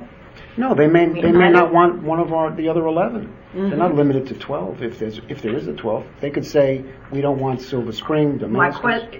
If we send out request for comment, right, no matter what it is, what are we requesting the comment to be? Are we going to list 5 subjects, 3 subjects, 2 subjects? No, comments on our early voting sites. All of them. They may not like that. I'm just asking. I don't have any. I would suggest that if we do that, Jack. Wait a minute. Just a second. I would suggest that if we do that we also put out the idea that we all said at the table that we are inclined to keep the current sites, with the exception of Wheaton, unless we hear a good reason otherwise. And I think that would send the signal to people that the main focus is, yes, if you have a reason for us to move from one place to another, you can tell us. But the main focus is, should there be a 12th, and where should it be? We just sat through a presentation with all the specs of all the sites as a governing body to come up with a decision. Are we suggesting that people are going to have all that presented to them? It's going to be on the website, and that's exactly how we did the hearings in the past. It was that the presentations were put on the website, and the public looked at them, and then they commented on them. There's a lot of smart people in Montgomery County. Okay, good. Then I'm all for putting it up there, letting them make a decision, and email it in. I don't think we need to. Then make a comment. I don't think we need to dedicate all these resources, staff time, to a Saturday afternoon. We don't even know if we're going to recommend it. Let's just do it by public forum. Let them read it. If people are that interested, they're going to read it. And if they have an opinion, they'll let us know. I mean, who really thinks people are going to show up for this? Well, we I do. Well, they do show up. But we're still going to allow them to come on the Both 16th. political parties show up. Yeah, I was going to say, But our they still can experience come on is the that people come. 16th. They still Yes. can come on the 16th. Yes, and what I'm saying is that on the 16th, you extend your meeting till 8:30. Yeah, I mean, I agree with Diana. I'm not crazy about a Saturday special session, but the emails and the electronic notifications come in, and then we're meeting on the 16th. That's open for people to come in and comment. That makes sense. Let's go with that. And we'll post this up tomorrow. Can we get this up tomorrow, Janet? They can come to But our meeting. I very much like on the website that we put David's comment about that the board favored, with the exception of Wheaton, replacing Wheaton, now that it's finished, that the board favored the sites that are now. I think what I said was that we are inclined towards the original sites, barring being given a reason not to. Now, you said, do we have to extend to 8:30? Can't we say they can come between 2:30 and 5:30? Because we usually break 5:30. Sure. As opposed to 2:30 to 8:30? Is that, in other words... Well, I think you need to give you need to give individuals time that drive from the DC up here. So, I mean, I would say you need to plan on being here till 8 o'clock, to be fair. I think a Saturday would be easier. We're going to have a public meeting by the 11th site we have right now. Yeah. David, wasn't that Because they may not want it. where you and Mark Ungerford went at it? We didn't go at it. Yeah, you did. Come on, No. get out of here. No, Well, we never mind. That's semantics. Okay. Wasn't that on early voting sites, period? Wasn't that? That was a discussion. That was the first one we had. The first one we had. Okay, that's That was the first one we had. But we did not go at it. That was the time that we added Damascus when the Democrats were in control of the board. We added Damascus as an early voting site. Yes, we did. Was that Mary we had it down the Mary Ann hall? was the president of the board. Mary Ann was the president of the board. And Bauer was moved to Mid-County, and Damascus was added as an early voting site Well, I with just Democrats in the wanted to make sure majority of the that board. that was. So that that's was- fine, because the people live there, they pay taxes, they need to have a place. No, that's not what the discussion is now. I was just trying to make sure that I remembered when that particular hearing was. Right, but that's why I'm saying that we didn't go at it, because We all had a very fiery discussion. I remember it well. So Margaret, Where are we? as kind of a... I don't Public know can where notify we're us, at. public can electronically or notify us by email, whatever, and then we're meeting on September 16th, give them the opportunity if they want to appear on the Yes. 16th. And we'll have a meeting. The thing is, I have to give, in fairness to the public, a finite period of time in which public comment will be accepted. Well, do we want to move our meeting then, so we don't have to be here from 2:30 to 8? Can we have a meeting from 5 to 8? I throw that out to the board. In other words, why should we be here for 6 hours? well, we have other things to talk about that day, including the wait time, the Okay. plan to deal with the wait times on Election Day. But I'm just saying, starting later than 2:30 then. I still go back to not having a public meeting, but having public comment for a Oh, 2-week voting. period ending whenever is appropriate. So that we could all see the comments, and because we don't know if we're going to get the thing or not. Kira can. Oh, wait a minute. No, we've always given the public the opportunity to comment. But we don't know whether we're going Something to get this the funding, momentous. what we're going to talk about. No, because they may not want the 11. They may not want what's existing. In other words, we may want the 11, but the public may say we don't want. Complain about not having. Let's make a decision and let's go with it. We've always had. May we do that, Mr. President? But it's all 11 on the table. Say farewell to Eric. Farewell, Eric. Farewell, Eric. Hey, Eric. Bye. Thank you. Don't forget to call and write. You know. We're costing money in the state of having to get these programs, but come on. Just Yeah, we're gonna. right in, let's go. So we can make a decision on the 16th when we find out. We're going to have public comment, like we always have, and electronic notification. We always had a And on public the meeting. 16th, we take the next. It's not a separate meeting. Public comment is what they can do anytime. They can come, every meeting we have public I'm trying, comment. Dr. Z, I'm trying. So, is there a motion about this, or are you just going to decide what to do? Because Jackie's going to make a motion. Are you supposed to say I move or I make a motion? I move. Either one. I move that we have asked for public comment for a 2-week period before our vote on the 16th. About what? And they can, On whether or not we should have a 12 voting. no. No, we don't want to ask the public to tell us we need that. No, just public comment. What are we talking about? Early voting sites. In general. She can still finish the motion and then I- we It's can her have a second. motion. That's my aisle. Don't write. I make a motion that we ask for public comment on early voting sites. 11 early voting sites. On the early voting sites. Is that what you want, Jim? Early voting sites. On the early Yeah. voting sites. 11 voting sites. That's a little Existing 11. The public's going to say. So ask for public No, comments I on mean, early they voting have sites is the motion. about this early And they have public, Okay. and there's Yeah. public comment on the 16th. There we go. Okay. Well, we always have people come in and they're able to speak, Public comment. but not a public hearing. That's a different thing. Okay, Right. Public comment. So Jackie moves. I make a motion that we ask for Public comments public comments on early to be voting sites. sent in about early voting sites.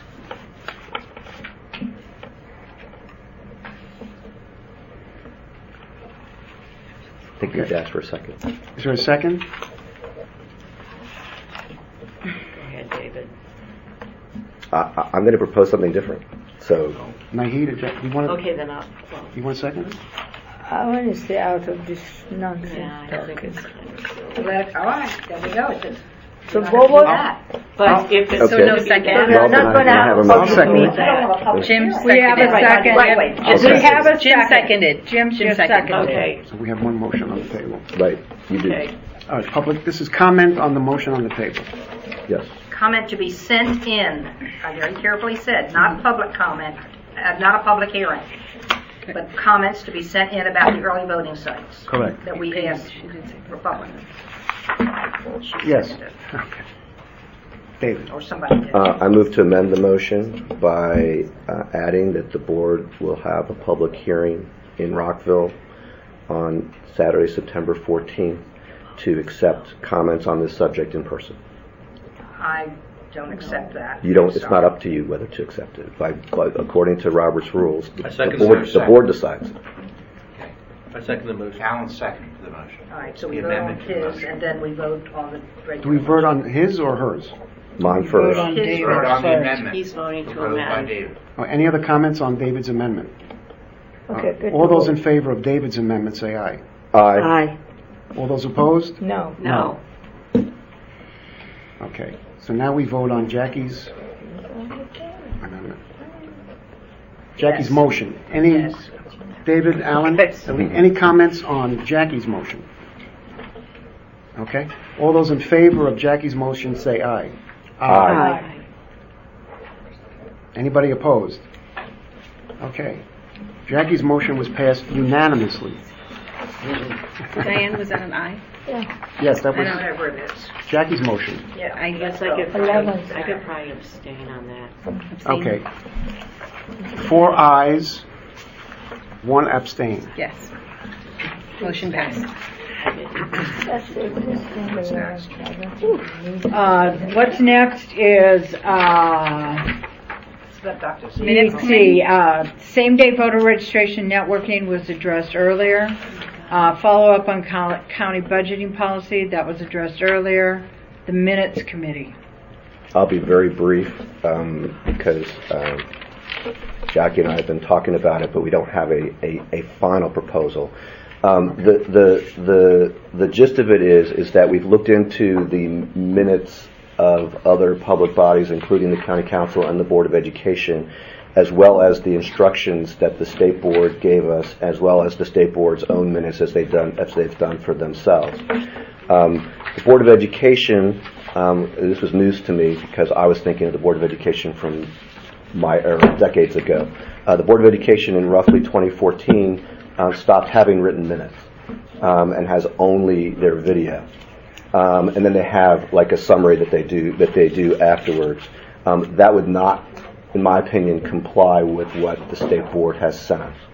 The county council has less detailed minutes than we do, but they do include any time a member of the county council asks for information, they put council member so-and-so asked for X bit of information, and that way they've recorded that there's a request for a follow-up item.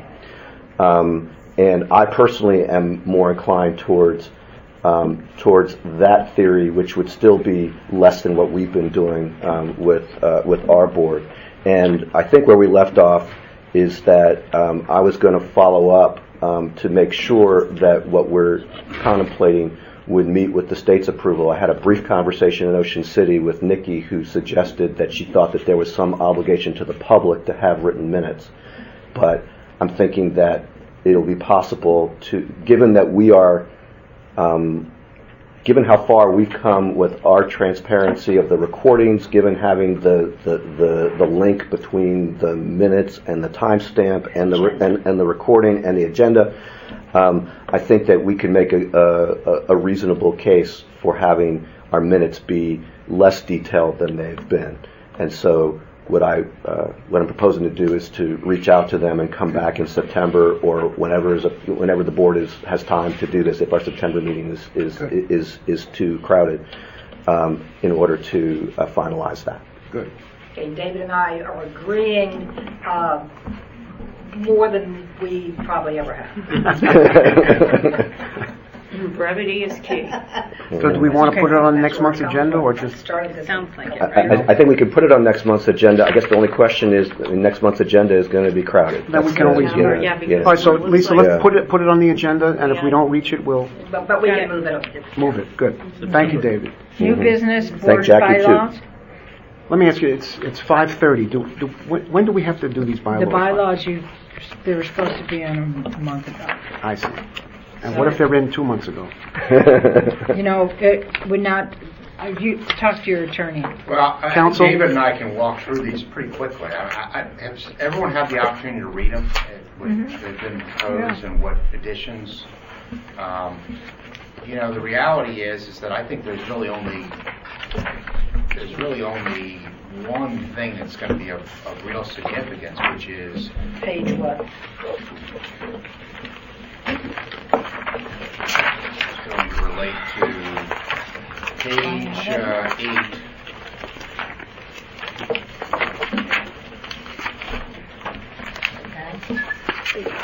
The political activity? Yes. Yeah.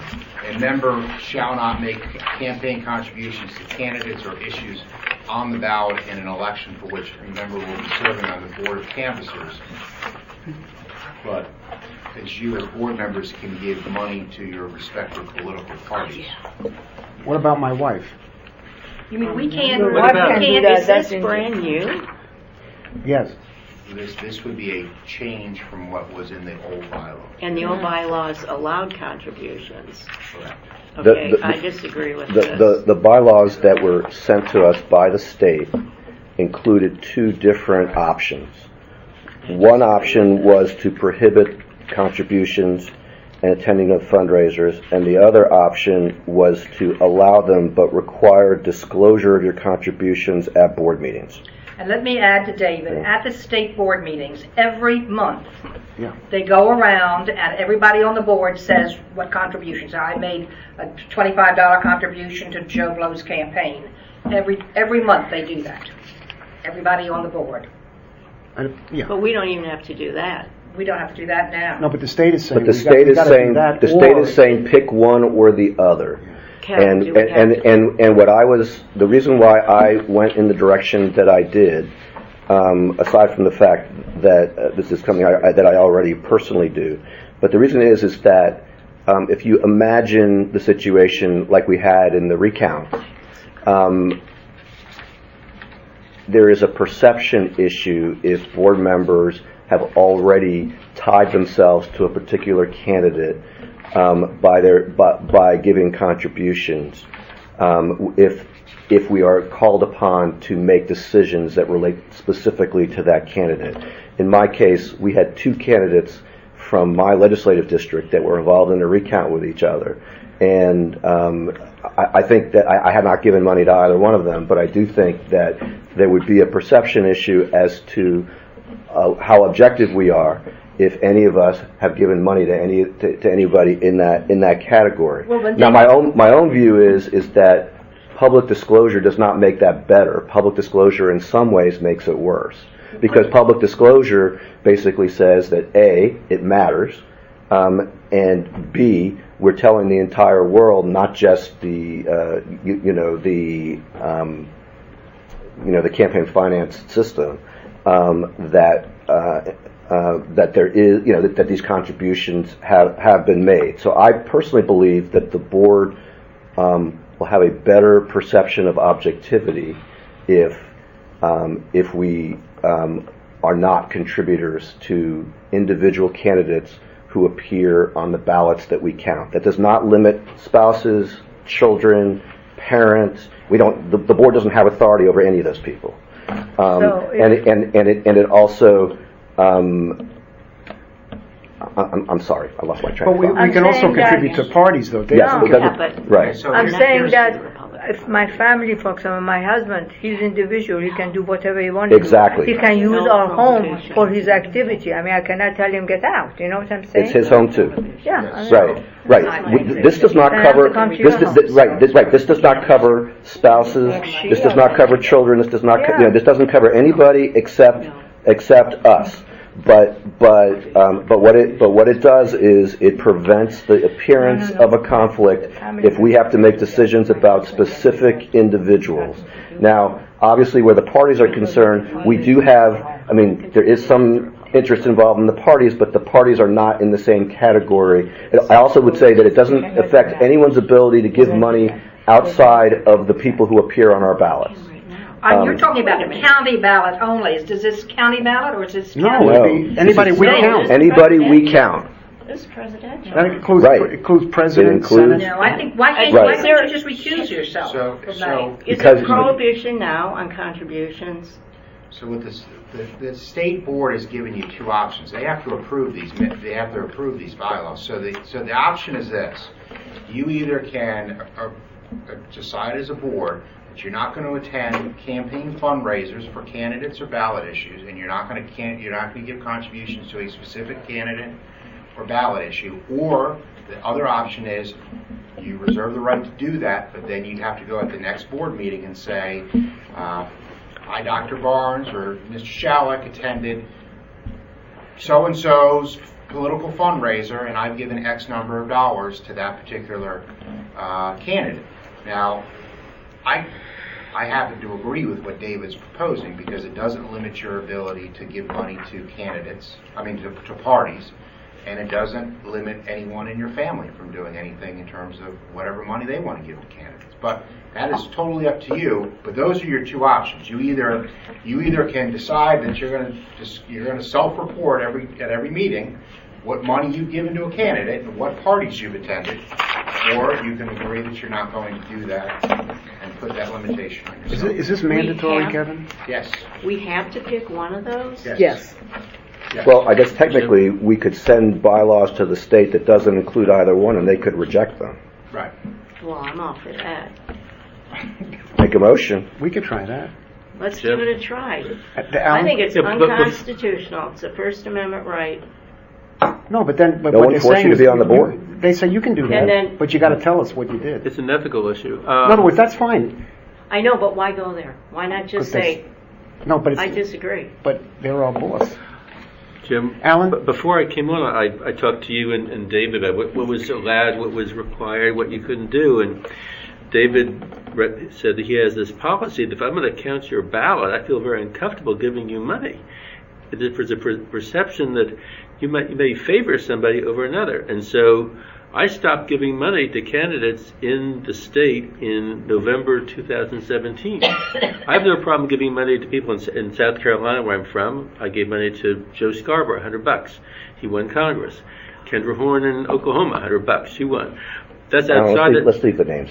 That's outside of this right here. But this doesn't prevent you from giving money to other people or your spouses to other people. I think it's an ethical issue, and you look cleaner if it's a clean, straightforward prohibition. I'm all in favor of it. Now, if your significant other gave X dollars to X delegate, isn't it the same thing? I mean, if your significant other, not my family. Yeah. I don't know. Let's just say that I personally believe that individuals get to make their own decisions about those kinds of decisions.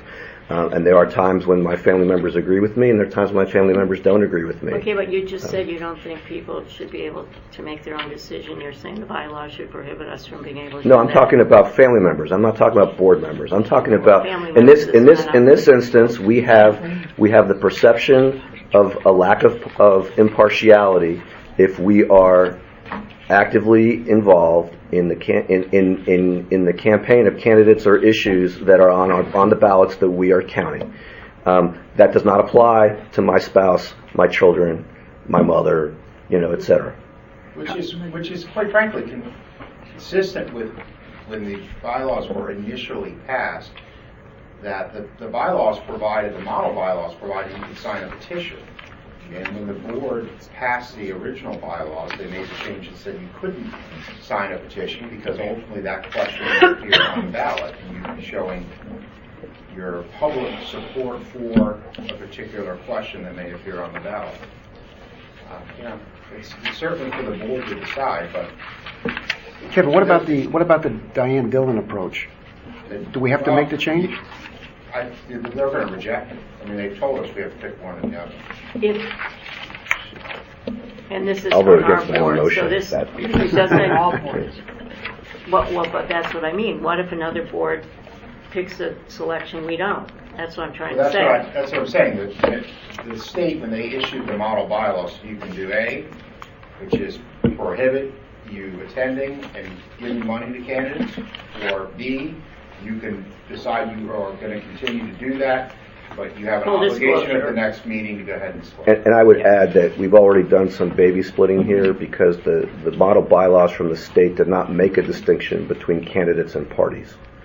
That was something that I proposed consistent with what our previous bylaws, actually our previous bylaws really didn't really address this. So did it say shall? So we have to pick one or the other? And just a quick, can you go to a fundraiser if you don't pay? If you're there to get somebody's guest? Not And it says here you according can't even go. And I'm wondering, I can't go and have drinks and a dinner if somebody else pays for it, or if I'm the guest of somebody's? Well, if you're a guest of a candidate, then you've got an even bigger issue than giving them money. They're giving you Your money. friend can take me. Yeah. Or my husband can Yeah, buy it. But the if I had candidate one. can't pay you. Could buy the tickets and or whatever, right? Right. But it says shall not attend campaign fundraiser for candidates. Right. That is what the model bylaws And I suggest. don't know why I can't go if somebody Oh. It's the same. can't even be in the room. It's the same issue, Oh, I disagree with You that. are basically at that point you are not only giving money to a candidate whose ballot you're counting, you are being seen by the public as being at an event for a person whose ballot you're counting. But you can go to a rally. It doesn't say we can't go to rallies for candidates. That's true. No money is exchanging hands. That is exactly right. Margaret, do we have to do this tonight? This is more complicated than I thought. I've never had this No. fight before. I will tell the state board staff person that the board wants to deliberate longer. Yeah, I never saw this many edits. Did this just... I sent it to you we just got like I a sent it while to ago? everybody else.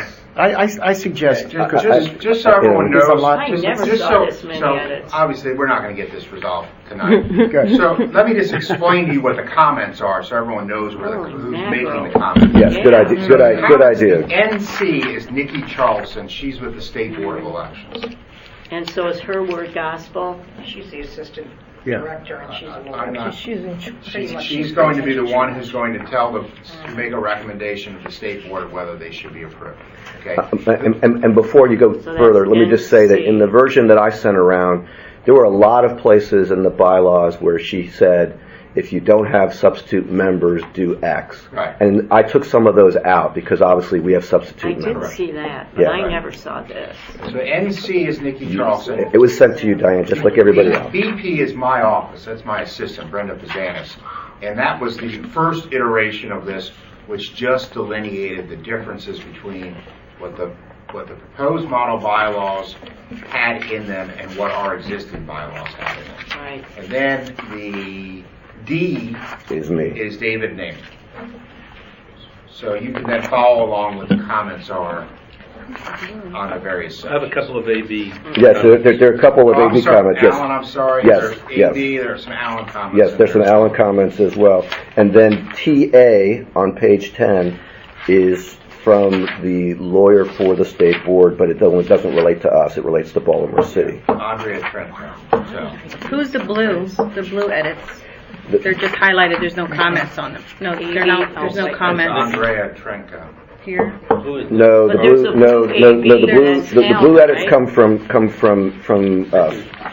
They're us. Yes, They're both. These come out Yes. weeks ago? David, when did you start?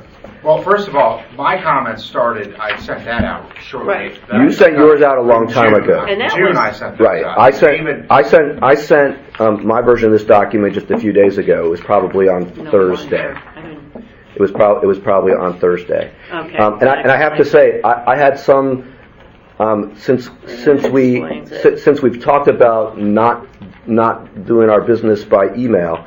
I had a bit of a kind of an argument with myself because on the one hand, it's not fair to simply show up at the board meeting where we have to adopt things and have a whole document to give people. So I wanted to give people a chance to review it. So I sent it out at the same time, or roughly the same time that I commented on the minutes.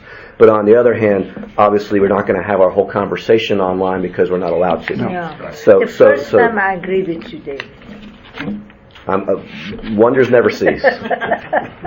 Wonders never cease. So just the other thing, just so, because this is obviously a sticking point on page 8, for example. At the top it says a board member may attend campaign fundraisers held by candidates, political parties, or ballot issue committees, provided the member discloses the fact to the board and does not publicly indicate he or she is a member of the board. So that's there. That is the other options that the then you'll state see provided. NC 22, ultimate provision for state board consideration of board shall not That's attend what the state campaign board does. fundraisers held by. So those are the That's two what they that do, were the on the state table. board.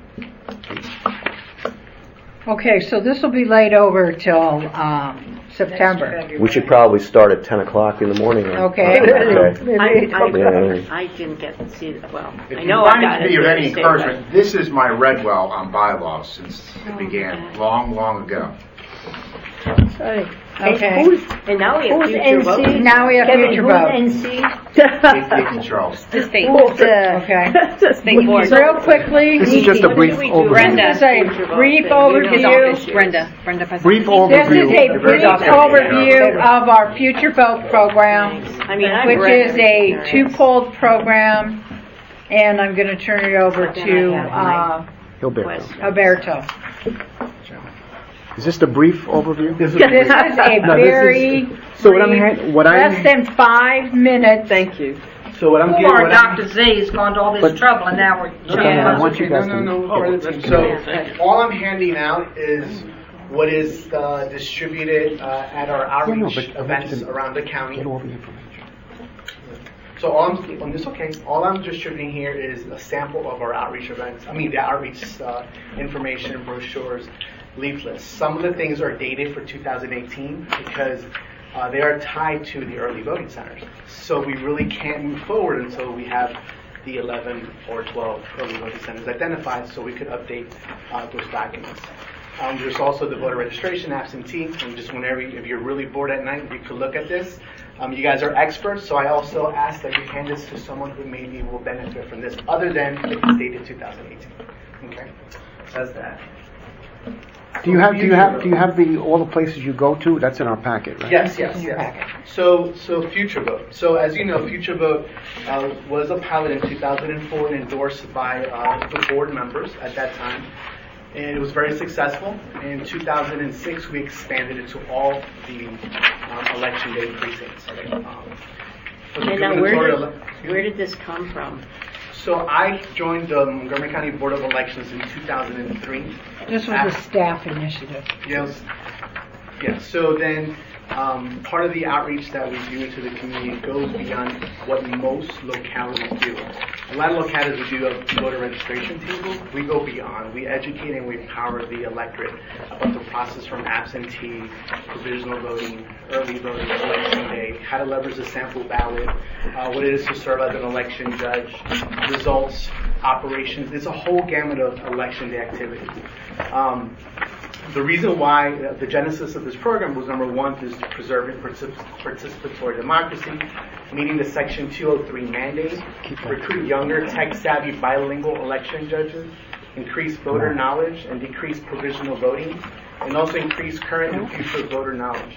Keep in mind, Montgomery County, out of the 10 national most diverse cities, we have 4, which is Germantown, Rockville, Silver Spring, and Gaithersburg. So we have a very 4 of them.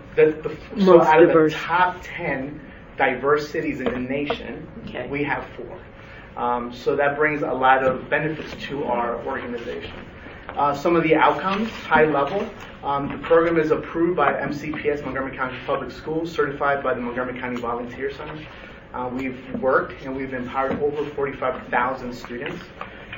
We have worked and promoted students from Future Vote into the election judge service. Over 10,000 election judge students become as election judge and they meet the requirements to serve as such. They are younger, tech savvy. They're incredible poll workers. About a third of those students that we recruit or promote to serve as election judges have bilingual capabilities in a multitude of language in addition to Spanish.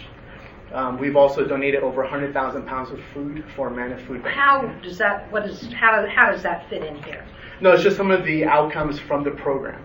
So when we do our training at the auditoriums, we ask students to bring a can, and right before we do the training. We also do a food drive internal to this to the Board of Elections. We ask our adult election judges, when they come to their election judge training, to donate a non-perishable item for Manna Food Bank. We've also accumulated about over 96,000 community service volunteer hours to this organization, and the cost savings to us is over $2 million to taxpayers. Okay, so kind of the outcomes. So we also do a lot of high school outreach. We've collected over 2,500, and this is 2018. 2,500 voter registration applications, close to 2,700 election judge applications. What's incredible, and I'm going to, this is part of the teamwork that we do with Future Vote, is the national average, as per the 2018 national survey by the Election Assistance Commission, is that the average age of a poll worker is 61 years of age. In Montgomery County, it's 50. So we're less than 11 years because of this influx of our student election judges. And also the national average, as per EAC, national survey, 7.8% of their election judge pool are under 25 years of age. Ours is 16. So we have a large young pool of individuals serving as election judges. If you go down, you see the breakdown of the high schools, what we did in 2016.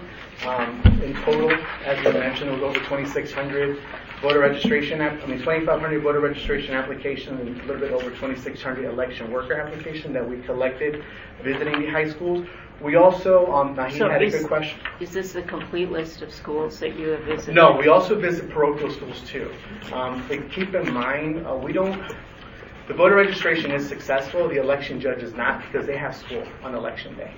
Montgomery County Public Schools are closed, parochial private schools are not. And so it's really rare. You get a kid from Sidwell Friends, Georgetown Prep, Holy Cross that will serve as a judge. Extremely rare, but we do go to do voter registrations. And we have a small percentage of homeschool. It's about 5%, and it's grow every year because that's another alternative kind of academic institution that we have in Montgomery County in Maryland. But we do visit all the parochial and private schools. We get more popular for the presidential. We do contact them for the midterm elections, and a lot of times they have competing interests in other activities of the parochial school. But as it pertains to election judge service, they have schools, so a lot of times they don't serve. They may submit an application, but they don't follow through because they have AP exams or what have you. But we try. The outreach overview. So the focus as it pertains to outreach is, voters with disability, expanding the senior electorate, newly naturalized citizen, linguistically concentrating communities, high school recruitment engagement through the Future Vote Initiative, election judge, poll worker recruitment, and looking at younger bilingual individuals to serve on election day.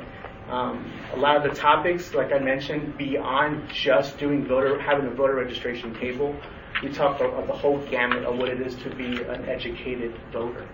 Because that we see a reduction in provisional voting, the lines go quicker, voters are prepared. And that's across, and keep in mind, this is all nonpartisan. Okay? So we focus once again voter registration, voter maintenance, which is really big, provisional prevention, the difference between early voting and election day. Voter maintenance. So voter maintenance. So if you move, you need to tell the Montgomery County Board of Elections you move because that prevents you from becoming a provisional voter. If you want to change party, if you live within the same facility and you live in the first apartment, you move to a larger apartment, we need to know because voter the post update. office can't. It wasn't just voter a update. there was also an introductory clause. The kids We help call with it that. No. We're talking about general outreach that the staff We're teaching kids. It's important. Everything that the BOE does. Yes. Okay. Yes. I just wanted to be clear. Yes. Yeah. So there's the future vote and then there's the outreach component.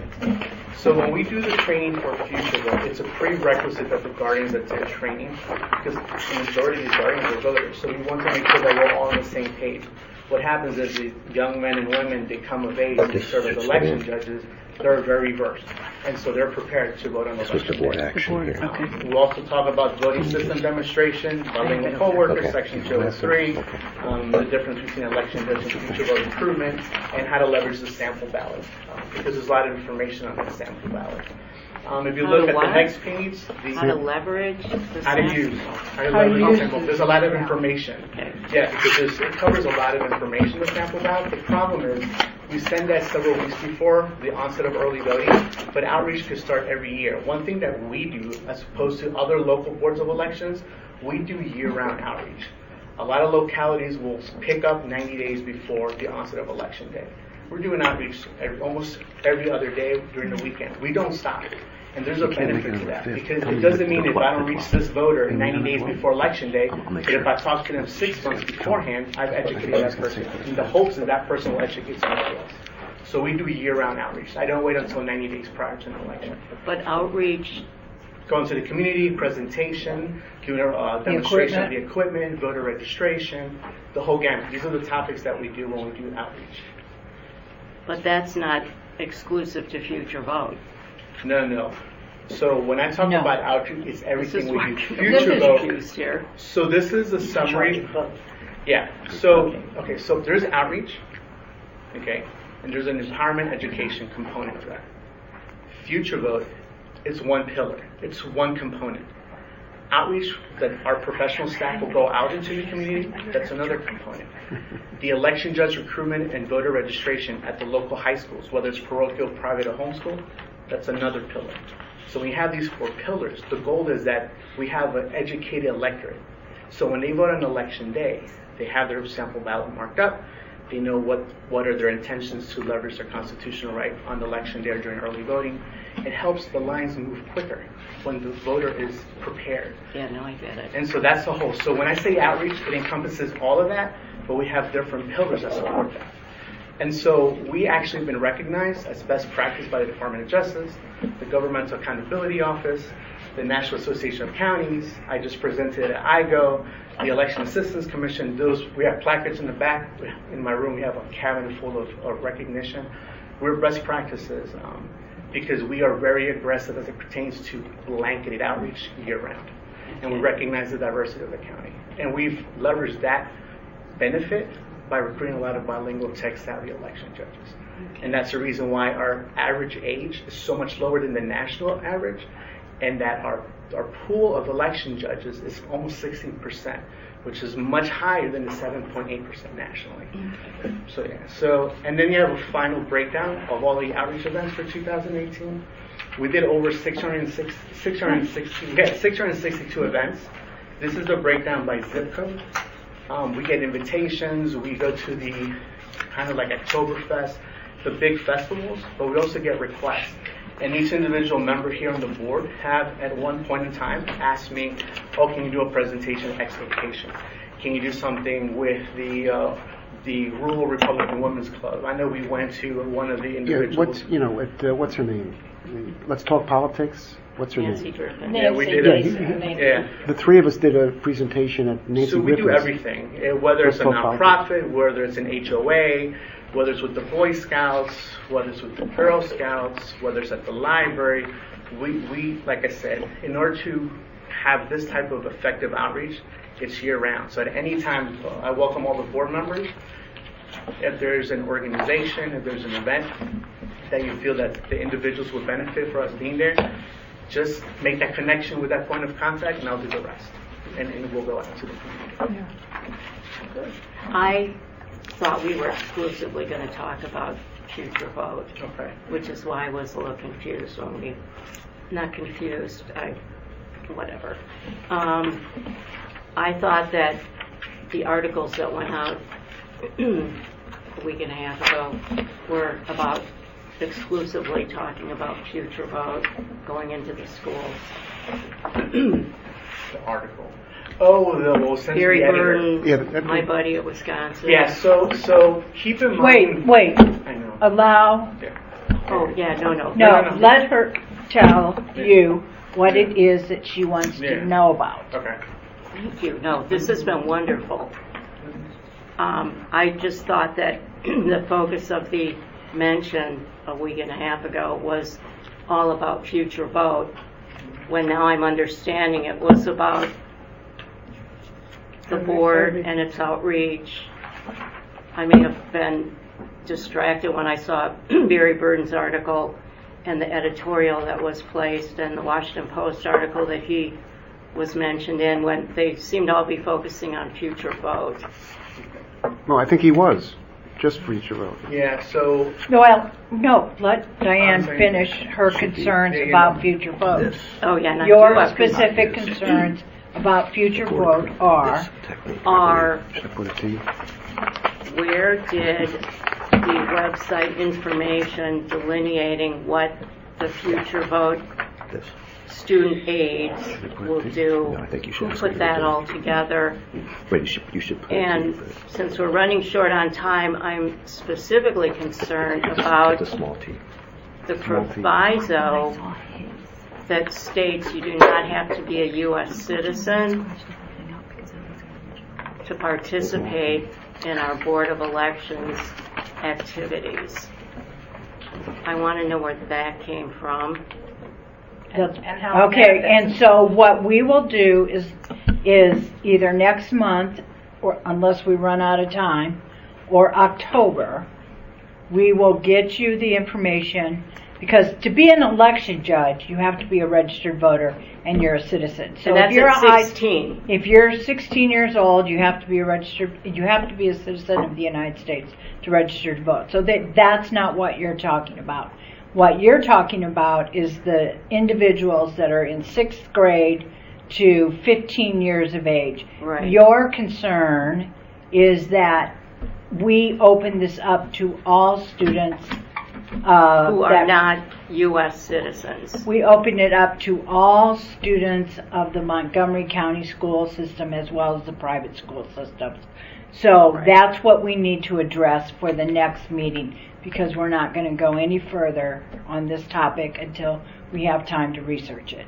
Okay. Or you. How many there are and what is their jobs? And what sort of outreach is there going to be before we as a board can discuss that issue? Outreach pertaining to future vote Future vote. Well, schools are not starting until... We don't meet until September 16th. They're not in school. And they're going to be in school for 2 weeks at that point. So historically, future vote recruitment starts in October. Okay, good.